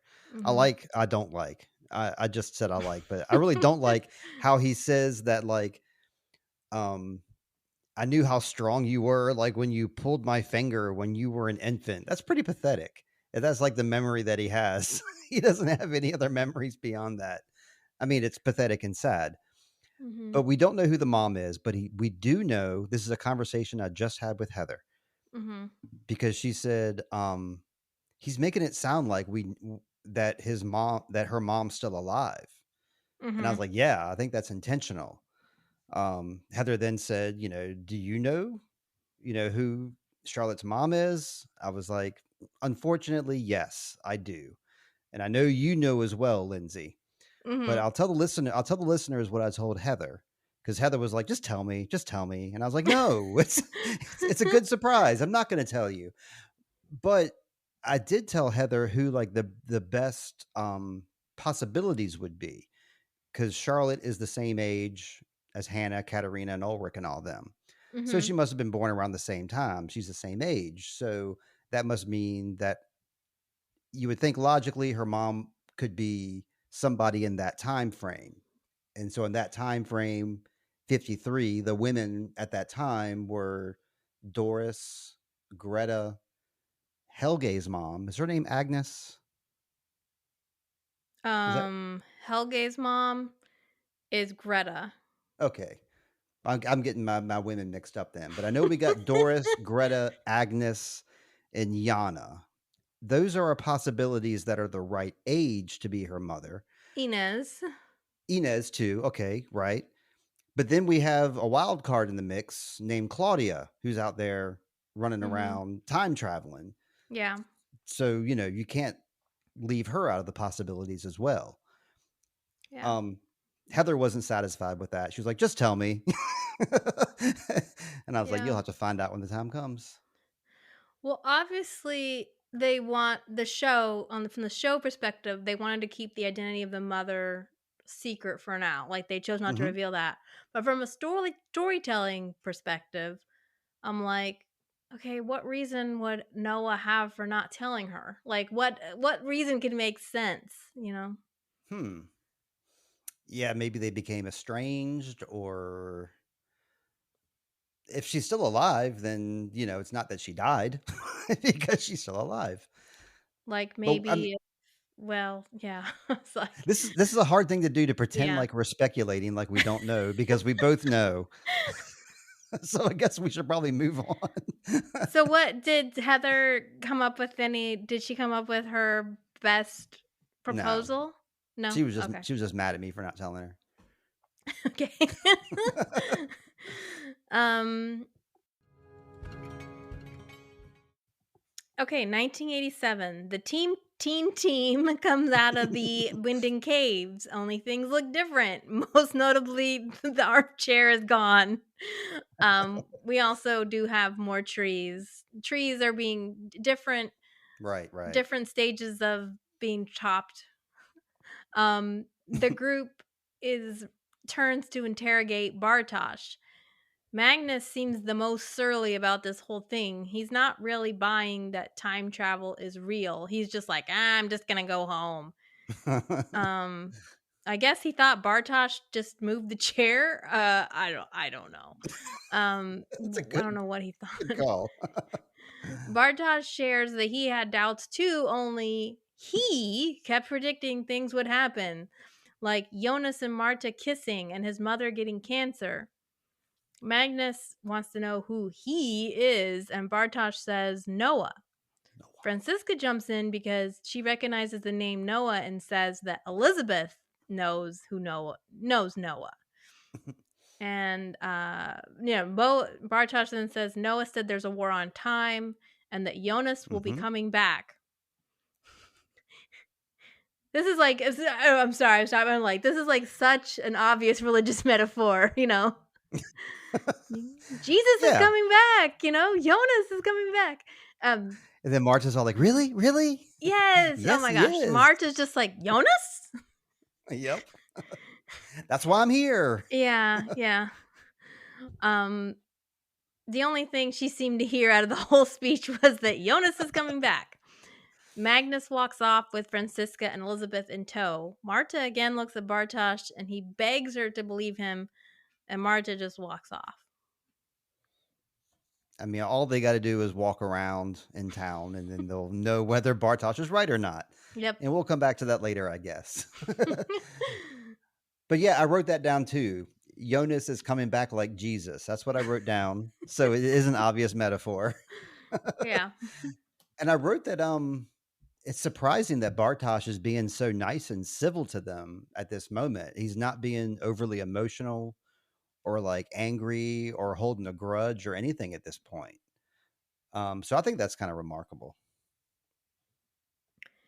Yeah, I mean, yeah. I mean, I think he's Bartosh, it's like these are his only friends and they just tied mhm, him up. So yeah, but you're right. He could just be like, he's got to try to work with them because they now have his time machine. You know what I mean? So he's got to like, yeah. he can't be a jerk to them. And plus he probably, he really still cares a lot about Marta. So He does. he's kind of trying to tell them like, "Hey, I'm not the bad guy, guys. Can't we all get along?" Yeah, It's really yeah. kind of sad. I would be It is like, "You sad. he should be just mad, like you bunch of Yeah, jerks."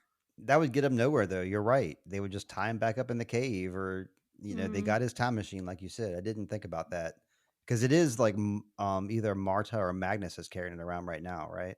Yeah. Okay, So then Inez comes home and yells up the stairs for Michael, but no one's home. She sees the door ajar and finds the two glasses on the table. In a panic, she calls Egon, reporting that Michael is missing and she's afraid that the man at the hospital got him. Egon hadn't heard that Ulrich had escaped yet, and says he's going to pick her up to hunt them down. He knows where they might be going. finally he can jump to action and do something. He feels so happy about this, and he gets to Yeah. go pick up. He gets to go pick up a lady and take her for a ride. That's kind of cool too. I mean, it's not good timing, but it's something. They're both single, so it's all good. Oh my gosh. And he gets to harass Ulrich some more. Oh, that's right. Of course, yeah. So then Mikkel and Ulrich are running towards the caves. They both keep checking behind them to see how close the pursuers are. We see the police cars on the road. They, meaning Mikkel and Ulrich, reach the caves and are about to run inside when voices instruct them to halt. Ulrich starts to ignore, but the policeman fires the gun in the air, threatening to shoot. Ulrich tries to protect Mikkel, but they catch both of them, returning Mikkel to Inez, and Ulrich gets tossed back in the police cruiser. And this scene just killed me because you want them to get away, but also Mikkel just says nothing. Yeah, He doesn't say dad. He doesn't say, but that's my dad, or he just he just accepts that he's going back to Inez. And we know he was drugged. He's drugged and um right. but it just made me wonder what he was thinking in this moment. Hmm. I'm going to Yeah, I stop there for wonder. now. I wonder what his what his belief system is there. Like, he's grappling with the fact that he's traveled back in time, and now he's grappling with the fact that this old guy is his dad, and he believes it's his dad, and now the police are dragging him away, saying it's not his dad. So I don't know. It might be the correct thing to do for like an 11-year-old boy to just kind of be in shock and not know what to do here. Because when you see them running together, like Ulrich has him by the hand, and it's like, Mhm. are they running hand in hand, or is Ulrich leading him by the hand? I don't Yeah. know. And then Yeah, there's Mhm. it's very unclear what Mikkel's thinking here. Like, did he just run, like he was happy to see his dad, but does that mean I'm ready to go with you and leave Inez behind? Is he, what are his feelings about this? Did he feel sort of forced into it? Well, like just run, and he just started running. Um I mean, I could have been Yeah, he just didn't have any very time to think overwhelmed. about it. Yeah. Yeah. And this is the second time that Ulrich's been headed off at the pass at this exact same spot by the exact same guy. So of Mhm. course he's going to react accordingly. um but even if he made it back to the caves, where would they have gone? Like they would have gone in the caves, but it's like, would they have gone to the right time?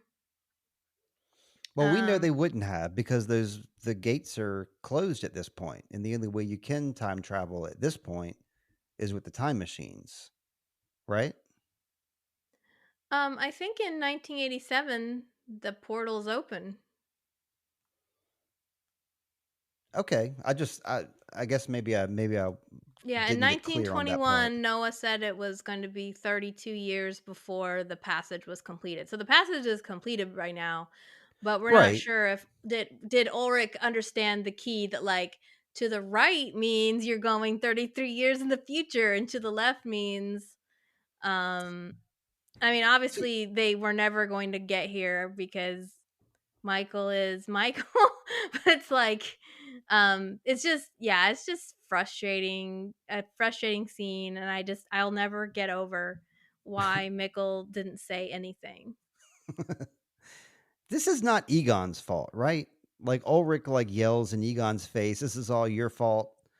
Um, it's not Egon's fault necessarily, is it? Oh He's yeah, it just is. Oh yeah, it is. explain that to me then.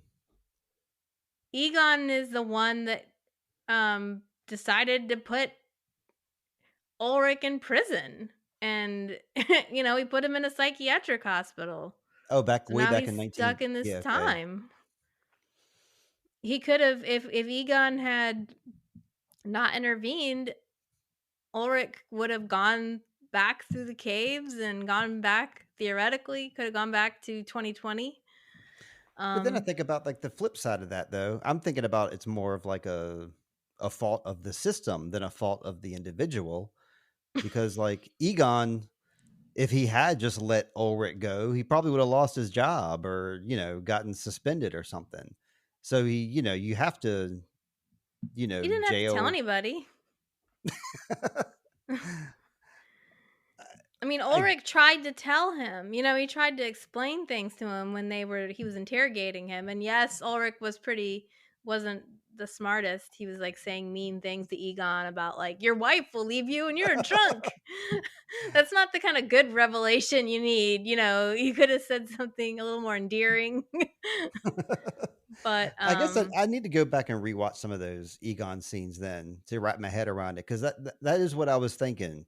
I'm glad you reminded me of some of that because yeah, I was thinking that Ulrich's anger was like misguided, that he was directing it all to this one person. I mean, I wouldn't say everything's all Egon's fault, but I mean it's his fault that Ulrich is trapped in this time. Okay. All right. I do feel that deeply. Okay. Okay. All right. I'm with you then. And he's always been against him. It's like his eternal nemesis through time and space. So,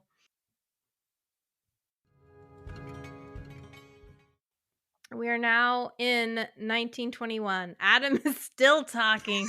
Still talking. He mentions that Michael is just one part of a greater knot. Jonas remarks that Adam must have had this conversation before, but that now he's in the opposite position. Adam remembers that day and that he couldn't imagine wanting what he now wants. Some pain you don't forget. Jonas is still mad. If there's really a way to change things, why hasn't it happened yet? And Adam tells him things have to happen in the right order. That's not what he says exactly, but that's the basic idea. He's like, we Yeah. had to do this machine and then this machine and then these steps and. Right. I thought that was very important, actually. I like that perspective. Like he talks about, like, you got the wheel, then you got the car, and then he talks about the order of the time machine things. And it's kind of like a confirmation that these things have to happen in order for the next thing to happen. So they have to do the wheel the not the wheelchair, the electric chair thingy to the boys in order to get to the next level. Like we said before, those little boys are guinea pigs. And I don't know, I just kind of like the way that Adam walked them over to that wall and kind of like showed them all those blueprints and explained the different steps, which is why I said before that I thought that when Jonas closed the gate in 2019, that he closed the gate, like the gate had served its purpose and now we're on to time machine travel. Because before Mhm. we were doing chair travel, then we were doing gate travel, now we're doing time machine travel, and now we're up to the God particle travel. Mhm. Um, I don't know. Time isn't always linear, though. I don't know.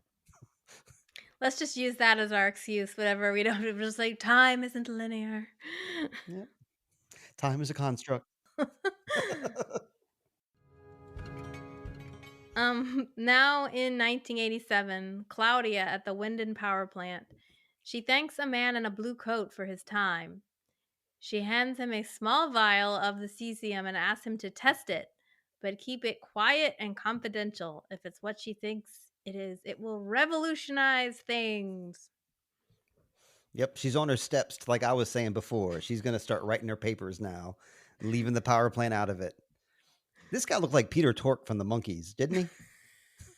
The He had a haircut. weird look to him. I was really wanting to know what his name was. I was like, please give me a name for this guy, just so we can, and It's that, and Peter. then It's Peter Tork. That's exactly what his name is. yeah, and this actually makes me like homesick for the 1899 recaps when you had a nickname for every person, like Well, I didn't know their names. Like in this show, like you learn their names really well, but in that show, it's some people are mysteries. You don't even know their names, so you got to make up a name for them.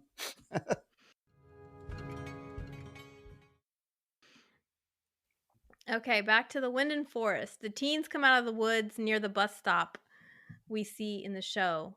They walk to that bus stop and there are advertisements on the wall. One is for the Modern Talking Tour of 1986 for their album Middle of Nowhere.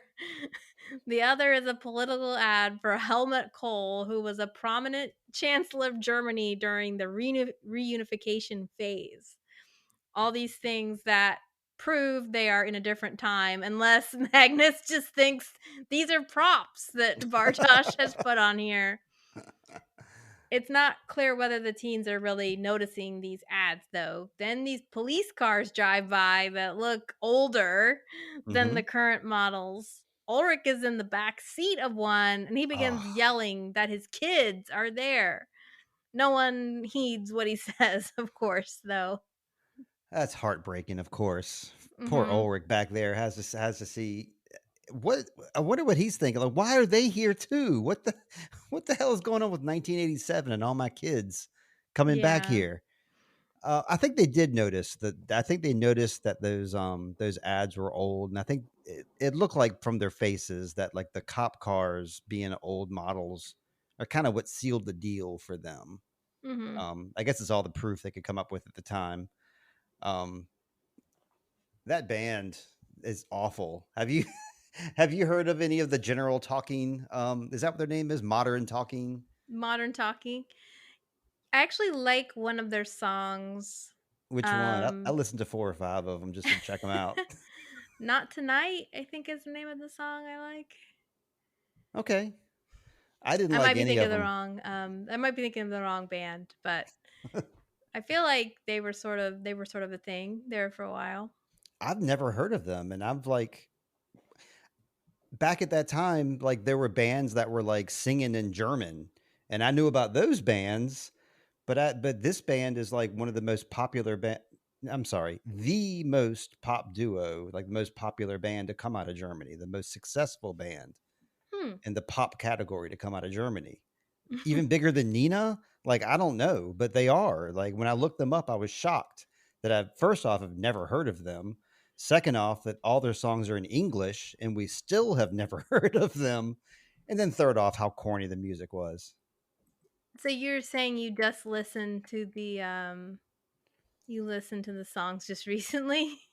Yeah, like about an hour ago. Well, more than that now, since we've been talking for a couple hours. But I went on Spotify, and Spotify will show you like the top 5 songs of any given band, because that'll Mhm. be the first 5 songs you come upon. So those are the Mm. ones I checked out, and those were, as I did more research, their biggest hits and billions of copies sold. These guys just ruled Germany somehow with their cheesy music. I kind of wish that we had more I like 1980s trivia. I mean, we have a few things like, people's listening to certain songs when they go to the school, but there's this like the Toast Hawaii thing. And there's Yeah. these bus stops, the signs of the bus stop. I'm just like, this stuff is fun, and I almost kind of It is. wish, I wish there was more stuff like this where we're like, oh, who was that, and who are these people listening to? And they gave us a Reagan speech too. I mean, it's yeah. Yeah, I think they're doing a good job with that. They're not shoving it down our throats either. Like some yeah. shows will like be a little blatant about it, and I think Dark is just like with their music, nice and subtle. And this might be a good time to mention that Bartosh is wearing a black hoodie. Yeah, that's right. Is that Magnus's black hoodie? I mean, if it was, Magnus would be like, "Hey, that's mine." I'm sure. So it's Yeah. not. Yeah, plus, I But don't know, Magnus looks like he's a larger size yeah, than Bartosh, but yeah. that's true too. But it was very sus seeing Bartosh in that black hoodie, and then Magnus didn't make any mention of it. So I was like, I guess it's not it. I guess we're still Mhm. looking for it." Yeah, in general, the group is where is the group here is, very neutral colored in their clothing choices, except for little Elizabeth, who's got a blue Mhm. skirt, a red jacket, and her t-shirt has like tree branches, Mhm. almost like the tree of life, like on the box that Inez has. Okay. I thought that was a little interesting, I perhaps. noticed that, if we talk about the clothes, a couple of things I noticed was Elizabeth's socks were mismatched. Like, she had the same color socks on, but one of them was like a knee-high sock, and the other one was an ankle sock, but they were like maybe Okay. one was pushed up and one was pushed down, but it was kind of a cool look. And I Mhm. thought that, Marta really resembled, Lindsay Weir from Freaks and Geeks, played by Linda Cardellini. That's exactly what that character wore all the time. Was like a green jacket, her long brown hair like that, same pants. It's almost like she was wearing a Freaks and Geeks costume. Okay. Let's move forward. Oh, we're almost there. You're Yeah. right. In 2020, Hannah looks at the photo Clausen showed her earlier of Katerina Ulrich and her. She folds over one side to hide Katerina's face, leaving just her and Ulrich together. In walks stranger Jonas. Okay, so here's the scene we were referring to before with them. Hmm. Hannah looks really happy. She thought Jonas had left. She seems to be trying to bond with him, but he's standoffish, and he looks at the pictures of their family. He knows about Ulrich now and wonders if she even loved his dad. Hannah says she knows she ruined everything. Jonas feels no pity. His words are, maybe you always have. You need no one. He goes upstairs, leaving her alone. She does need somebody. I mean, everybody needs somebody. He just wants to leave her alone. And I Hmm. think a bit of his anger came from when he asked her if she would choose between Ulrich and Michael, and she can't answer. So it kind of makes it obvious that she would choose Ulrich there. Hmm. I think that's, what really bothered him and made him say like his harshest words, but it really did seem like he got cold Yeah. kind of suddenly. Yeah, I was speculating on what exactly happened to make that happen. And the last time we saw them, of course, was in the bunker Mhm. when he's talking with um Charlotte and Peter. And I feel like maybe it was seeing Katarina's, for some reason, seeing Katarina's anger, Mhm. perhaps realizing that, because I guess I always had this sense that maybe Jonas knew she was something that wasn't right, that mom was having an affair. It's like usually kids suspect or they kind of know, but maybe like having Katerina actually say it out loud just hit differently for him. Right. So Yeah, it maybe he just yeah, found that out. Maybe he didn't know that until that moment. I don't know how that could be, but it's quite possible that maybe he never knew before and Mhm. just learned it. Yeah. That would I mean, that would absolutely answer why he's being cold to her now because he just found this out. And any kid's going to be mad at their parent if they find that out. So, Yeah. okay, I think we answered it. Good Yeah. us. So then we have our interlude. The song choice is Made the Angels by Ella Lenz. During the musical break, the teens come out of the cave. Marta looks at Bartosz again for a moment, but turns to walk away. Bartosz is always being left. Yeah.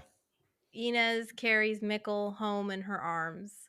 Egon looks down, just kind of like he's confused by what just happened. Ulrich is bound tightly to a hospital bed. Charlotte looks at the photo Noah gave her of the two of them. Inez is making hot cocoa and adding drugs to the mix. Mm-hmm. Marta comes home and finds the St. Christopher pendant on her pillow. And finally, Adam leads Jonas into a room that holds an elaborate machine. Nice. Yes. Now, I guess the first thing I want to bring up from here is the fact that Inez was carrying Mikkel home.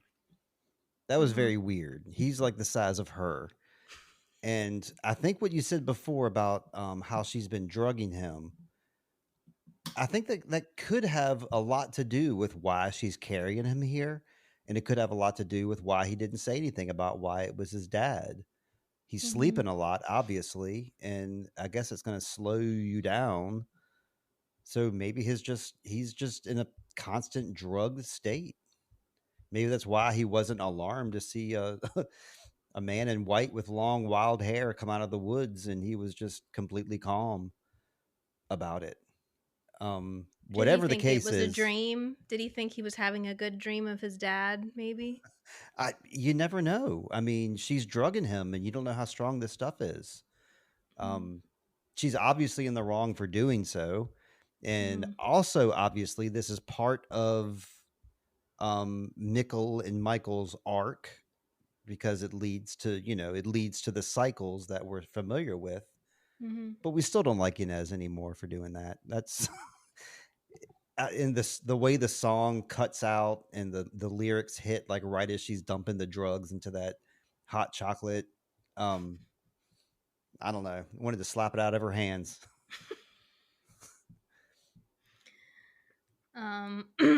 Any other comments about this montage?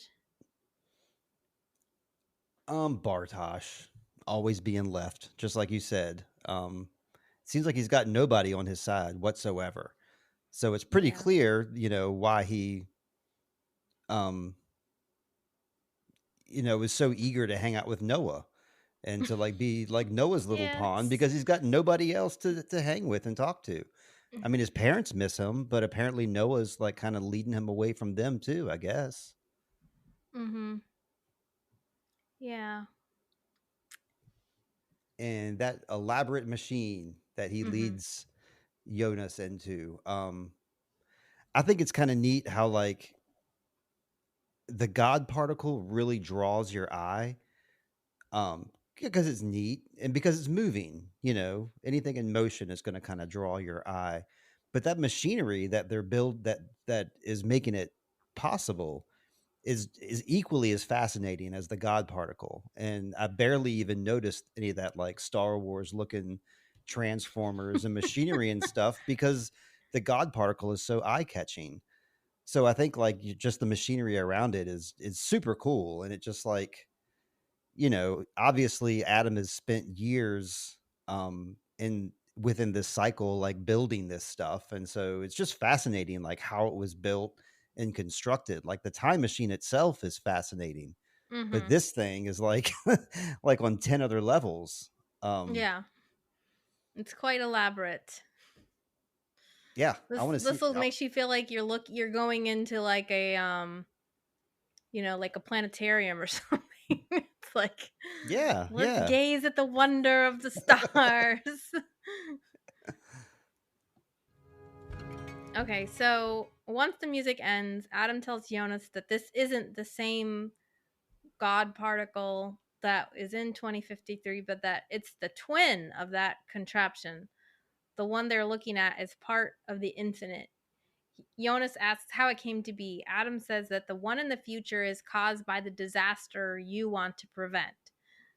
That they produce this God particle themselves, that they can use this one to go anywhere.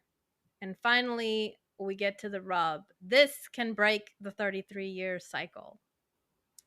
Adam confesses there might be a loophole. Go back through the portal to June 20th, 2019, the day Michael Conwell kills himself, and stop the cycle from happening.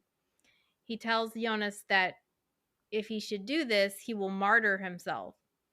Jonas decides to listen to him for once. Now, when the stranger told him, like, if you stop this from happening, you will no longer, you will cease to be. And Jonas was not willing to do that. And here, Jonas is now ready to listen. Like, he's ready to sacrifice himself for everybody. Especially Marta. When he brings up Marta, he kind of Mm-hmm. like that seals the deal. And he puts on this, protective suit and walks into the God particle. And I feel like, this must be quite something for him, thinking about everything he had to do in 2053 to do this same thing. Yeah, like the future Jonas had to have like a big part in this. Um because like all the knowledge from the future is what, helped to make this thing be possible and back in 1921. Yeah, So all yeah, this is the just another example of a nice little mind blower of like where does it all begin?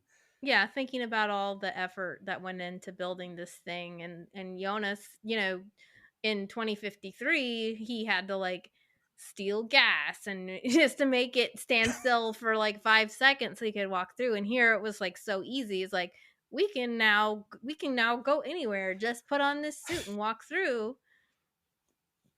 That's right, but Jonas in 2053 though, that's he just had to get it up and running again. Like he needed the gas to get it stabilized, but everything was already built. Everything was Mm, already there. So I think you got to give it to Adam for like actually building all this stuff from scratch, like with mm-hmm. 1921 materials. I guess. Yeah. It's I mean, it kind of makes you look at the things we have now. Like we have an oven. mm-hmm, We have an oven. So like, but how much work went into making that oven? right. Like, like it's years of research. So, but I you're feel right. Kind of a mind blower. I feel so smart, like using like my equipment I use for work. I didn't. All I do is push buttons. Somebody else designed that equipment and made sure it works and engineered it. All I'm doing is pushing the buttons on it, and I think I'm a genius. So yeah. So this is how it ends. Jonas walks through, and we're of course wondering, is this gonna work? We don't know now. All we see is the close up of Adam's face, and that's when we fade to black.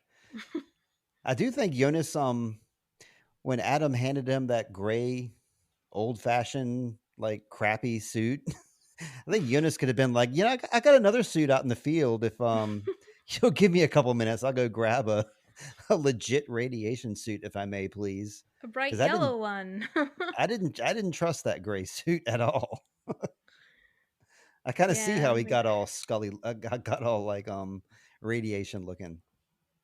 yeah, the gray suit is not as, I mean, but this is like, even though it's at 1921, they have more stuff that, they're this is like the most technologically they've been. So theoretically that gray suit could be even stronger than the yellow suit.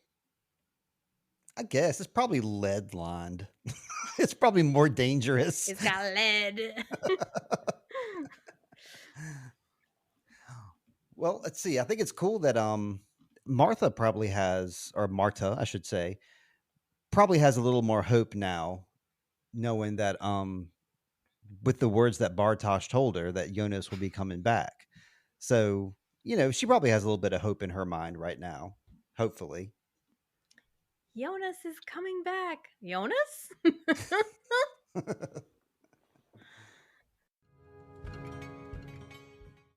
Yes, that's the end of the recap.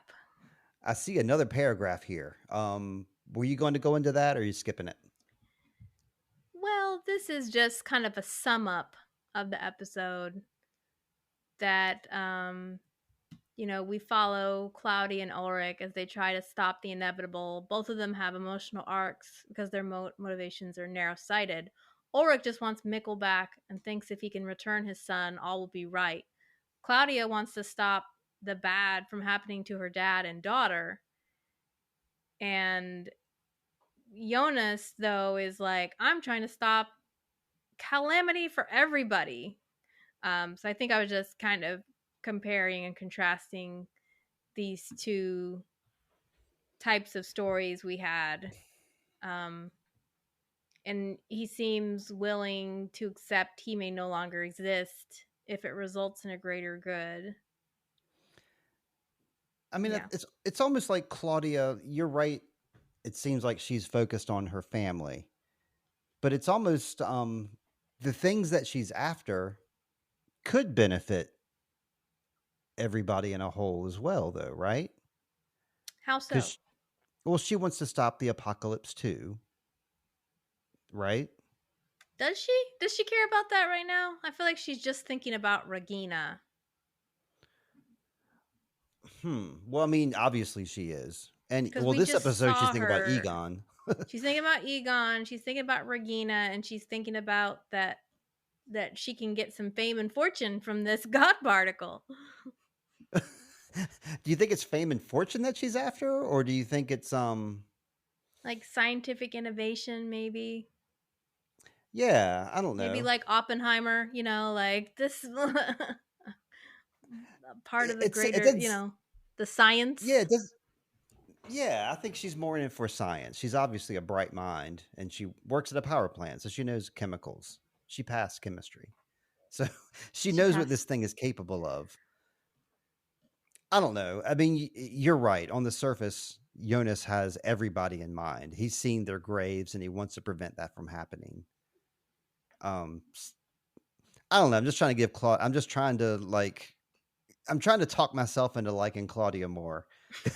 Because I'm just. I Well, mean, don't I worry. Yeah, you have plenty of time to hang out with Claudia. I'm just, but it is, good, she good. grows. She grows in the show, right? I mean, we all go through stuff like before Jonas was just like, I just care about whether I can make out with Marta again, but now he's got to worry about his dad and now he knows so much more about the apocalypse, and as each character finds out more, their scope about who's impacted in the world changes, and that goes with that arc about like naivety to innocence to like we become more aware, our scope widens, or should, to like this isn't just about me, but other people are involved as well. That's what I was kind of trying to go with Claudia. Like, yes, she is short-sighted, just wants to help Egon and Claudia and Regina, but I was just thinking maybe in doing so, she would inadvertently be helping more people than just them. First off, she'd be saving herself because I'm being corny now. I really don't know. Like I said, I just want to grasp at straws for reasons to like her because I am drawn to the middle-aged Claudia more so than any other Claudia. And I know it's the older Claudia that is the one who's mostly scheming. So I think I'm in the right here Hmm. with liking the middle-aged Claudia. I'll stick with that. She wears a lot of red too. Well, we should at least, I think maybe we should at least read the feedback. Okay, sure. Absolutely. You want to do that first? Yeah, and then we can do our favorite characters. Okay. Um, I only got a couple of instances of feedback, and let me be silent while I find them. Or do you want me to go ahead and share mine and then while you're doing that? Yeah, I think I saw that you had more than I did, so go for it. Okay, I just have the one. We had a nice long YouTube comment Yes. in regards to Jonas, and this was about the episode where Steve was saying Jonas was like emotionally emotionally what, absent or something, that he had no affect and you were just like, Mhm. "Please do something. Have Yes. some emotional reaction." Um, our viewer, whose name says he's Jonas, Cool. says, "I think I think, Jonas is emotional and would say emotionally vulnerable. He's that type of person that tries to hide their emotions and afraid to express them in public. Whenever we see him feeling any emotion, we notice tension on his face, like he's trying to hold it in. Like when we see him in the car with Egon, he starts laughing but immediately stops when he sees how Egon reacts to his laugh. So we can suppose that he's Mhm. deeply emotional, but he's scared that his emotions will be valued as inadequate by other people, or he's concerned that his emotions will take over him and he will not be able to return to the calm state of mind." And I thought that was an Right. interesting comment, and a response to what you said, is that, he's deeply emotional. It's just that he it sounds like they're saying he's kind of afraid to really express his emotions, that he doesn't feel safe to do that with anybody. Yeah, I like that comment a whole lot, when I read that, and I connected with it too because everything's connected, first off. Mhm. Second off, um, I have, like, my podcast self where I'm here talking, but, there's a real me that doesn't always talk in clear sentences all the time. Mhm. There's a real me that will, when confronted with a lot of different emotions at one time, I often will, like, shut down Mhm. and won't know what to say. That was a lot more prevalent when I was younger. I was much quieter. As I'm older, I'm a little better at expressing myself, but there's still key moments where I will emotionally shut down. And it probably looks to somebody like I'm just being Mr. Wooden, just like Jonas. But in actuality, I'm trying to decide which emotion to go with, how to react, what to say. And it's sometimes hard to make those choices when you're feeling emotional.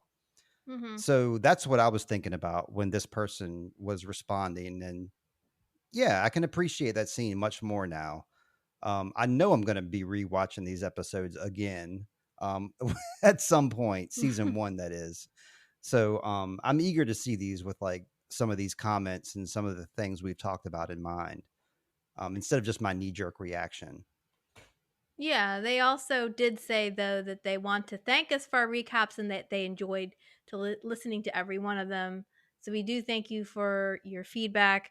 I also, too, now that I think about it, I resonate with this comment, because I know there's been times in the past where I've had like close friends to me say that, "Well, you seem like you're frozen, that you're afraid to speak," and it's like, and yeah, it's a lot of times it's because I'm sort of, which is not, it's not really right or a good way to be, but I'm kind of like balancing, can I share my emotions with this Hmm. person, and sort of, it's a little bit, it can be seen as a little bit manipulative, like, okay, like I'm not going to share how I really feel, like, or if I do and I start to see that the person's not going to be receptive, then I can easily pivot away from that. um so yeah. Exactly. Yep.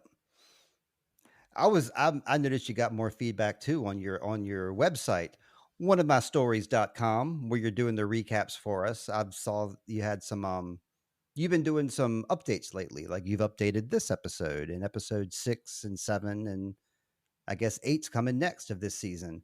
And I've been noticing that you're getting comments on that. I left a comment too, but I saw other people were leaving comments too. So it's good to see that people are reacting to both of us. I like it. Yeah. So that's all the feedback I have. Steve, what did you have? We have, of course, we had. Oh, my chair. Hello. Okay. We had Dylan E write into us again about the last episode because he heard our discussion about Simon. Simon S wrote in and said that they like our longer episodes and to keep it up. Dylan says the same thing too. I'd say keep your episodes long as well. He loves our long episodes.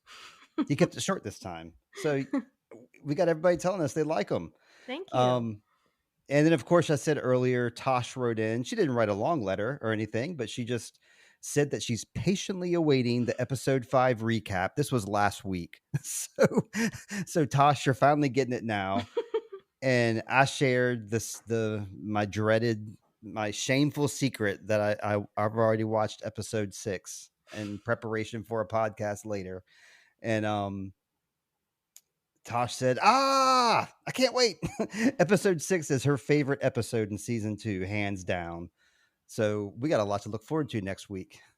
Mm-hmm. Thank you for writing in, Tosh. It could be Tash. It's Tash. Mm-hmm. Tash.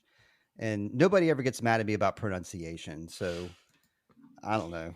They've let probably me know heard if it all. let me know if I'm right or wrong, Tash Tosh. Mm-hmm. Well, I guess that's going to lead us into our favorites and our least favorites of this episode. Okay. I went first last week, so I'm going to allow you to go first this week if you're okay with that. Okay. Well, I'm gonna give my best of. Oh, this one's actually tough. I have two Very. contenders, but I don't think I've given this person a medal before. I'm going to give my best of to Bartosh because I feel like sad for Bartosh. It's like you talk about the flip, Steve, of like how we might like one character, one Hmm. episode. I haven't been the biggest supporter of Bartosh overall, but this is at this point I'm just like y'all have crossed the line. I don't like how they're treating him, and especially Marta, who seems downright vindictive now towards Bartosh. So I'm throwing my support to Team Bartosh. We are so simpatico this week because I did the same thing too. I mean, I'll prove it to you. I wrote it down here. I don't know if you can see that piece of paper or not, but it says Bartosh on it. So, um, not more so for. I guess the main reason I gave it to him was that he didn't come out of that whole situation angry or resentful or yelling at anyone. He was just basically pleading his case. We knew that he was in a tight spot, that the stuff that he wasn't supposed to tell them was pretty important stuff, but he was kind of backed into a corner to tell them. I just think he handled himself as best he could. And of course, I feel sorry for the guy. Maybe it's a pity vote on both our cases. I don't know. But at any rate, I mean, we're giving it up for Bartosh again. I've chosen him as my favorite before in the past, I'm pretty sure. I don't have my notes in front of me, but Hmm. he's getting it again here. I told you before he reminds me of my Your old best friend friend, Jay. yeah. So, always got to be loving Bartosh. So, Well, least I'm favorite. curious. Oh, go Yeah, ahead. I'm curious before we go to least favorite. Like, if you had a second place, who would be your other like person? I don't know the answer to that because Bartosh was such a screaming first place for me. Oh, okay, okay, that's fair. I mean, Charlotte had a really she had a moment in this episode, but she's never been like my favorite character, and she's not my favorite standout character in this episode either. I hope she rises to the top in one episode. It hasn't happened yet. Yeah, I think other people that I thought had great episodes were of course Mickle and Oh, Noah too. I mean, Noah and Charlotte together were like yeah, fiery. So that was, I guess that goes with the Charlotte thing. yeah, But yeah, I guess we're moving on now to our least favorite character. correct. Um yeah, this is another tough one. I can go Kind first of. if you want. Yeah, go ahead. Because I had two I was going to choose from, but I think it's finally time we can give it to Clausen. All it took was for him to make that crappy comment to Hannah for me to like really flip on him and for me to like jump to Hannah's defense. So he's always been kind of crappy. He was crappy last episode, Yeah. but this episode he was really swarmy and I'm not exactly sure what his game is at this point, but he's not doing it right. He's a great character. He's fun to hate, and I think that's why I have to give him my least favorite. Okay. Well, that gave me time to clear my head, and I'm giving my least favorite to Marta Ah, because okay. of her, because she had, I don't think she's gotten any awards for me. So, I think, like I said, I don't like how she's treating Bartosh. I don't know. I also don't like how she's treating her mother. I thought it was pretty, Okay. I mean, yeah, she's being neglected, but, Katarina's being neglected too. I mean, she's trying to talk to her kids and they've been pretty nasty to her when she has. Um so at this point I feel like Marta just has, it's like, "Yeah, you have a bad attitude. Go take a, what do they tell, go sit in the corner for like 5 minutes and calm down, because she's just spiraling at this point. All she cares about is Jonas, and Yeah, good she's, call. yeah. Last week was Magnus. This week it's his sister Marta. Okay, maybe Mikkel will get it next week. Aw, nobody can ever give Mickle the bad award. Of course not. I was thinking about giving the least favorite to Inez again, but I just gave it to her like the last episode or the episode before last.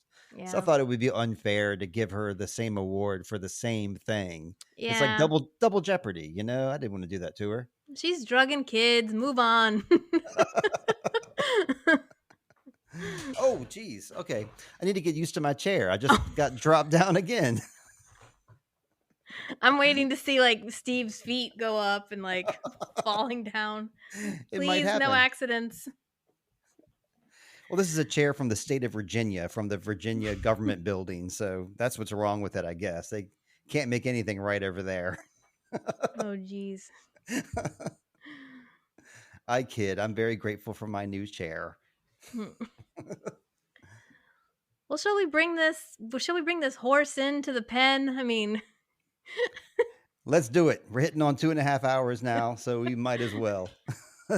We'll go into our plugs now. I don't really have anything much going on this week. I'm going to be releasing music soon, but it's not this week.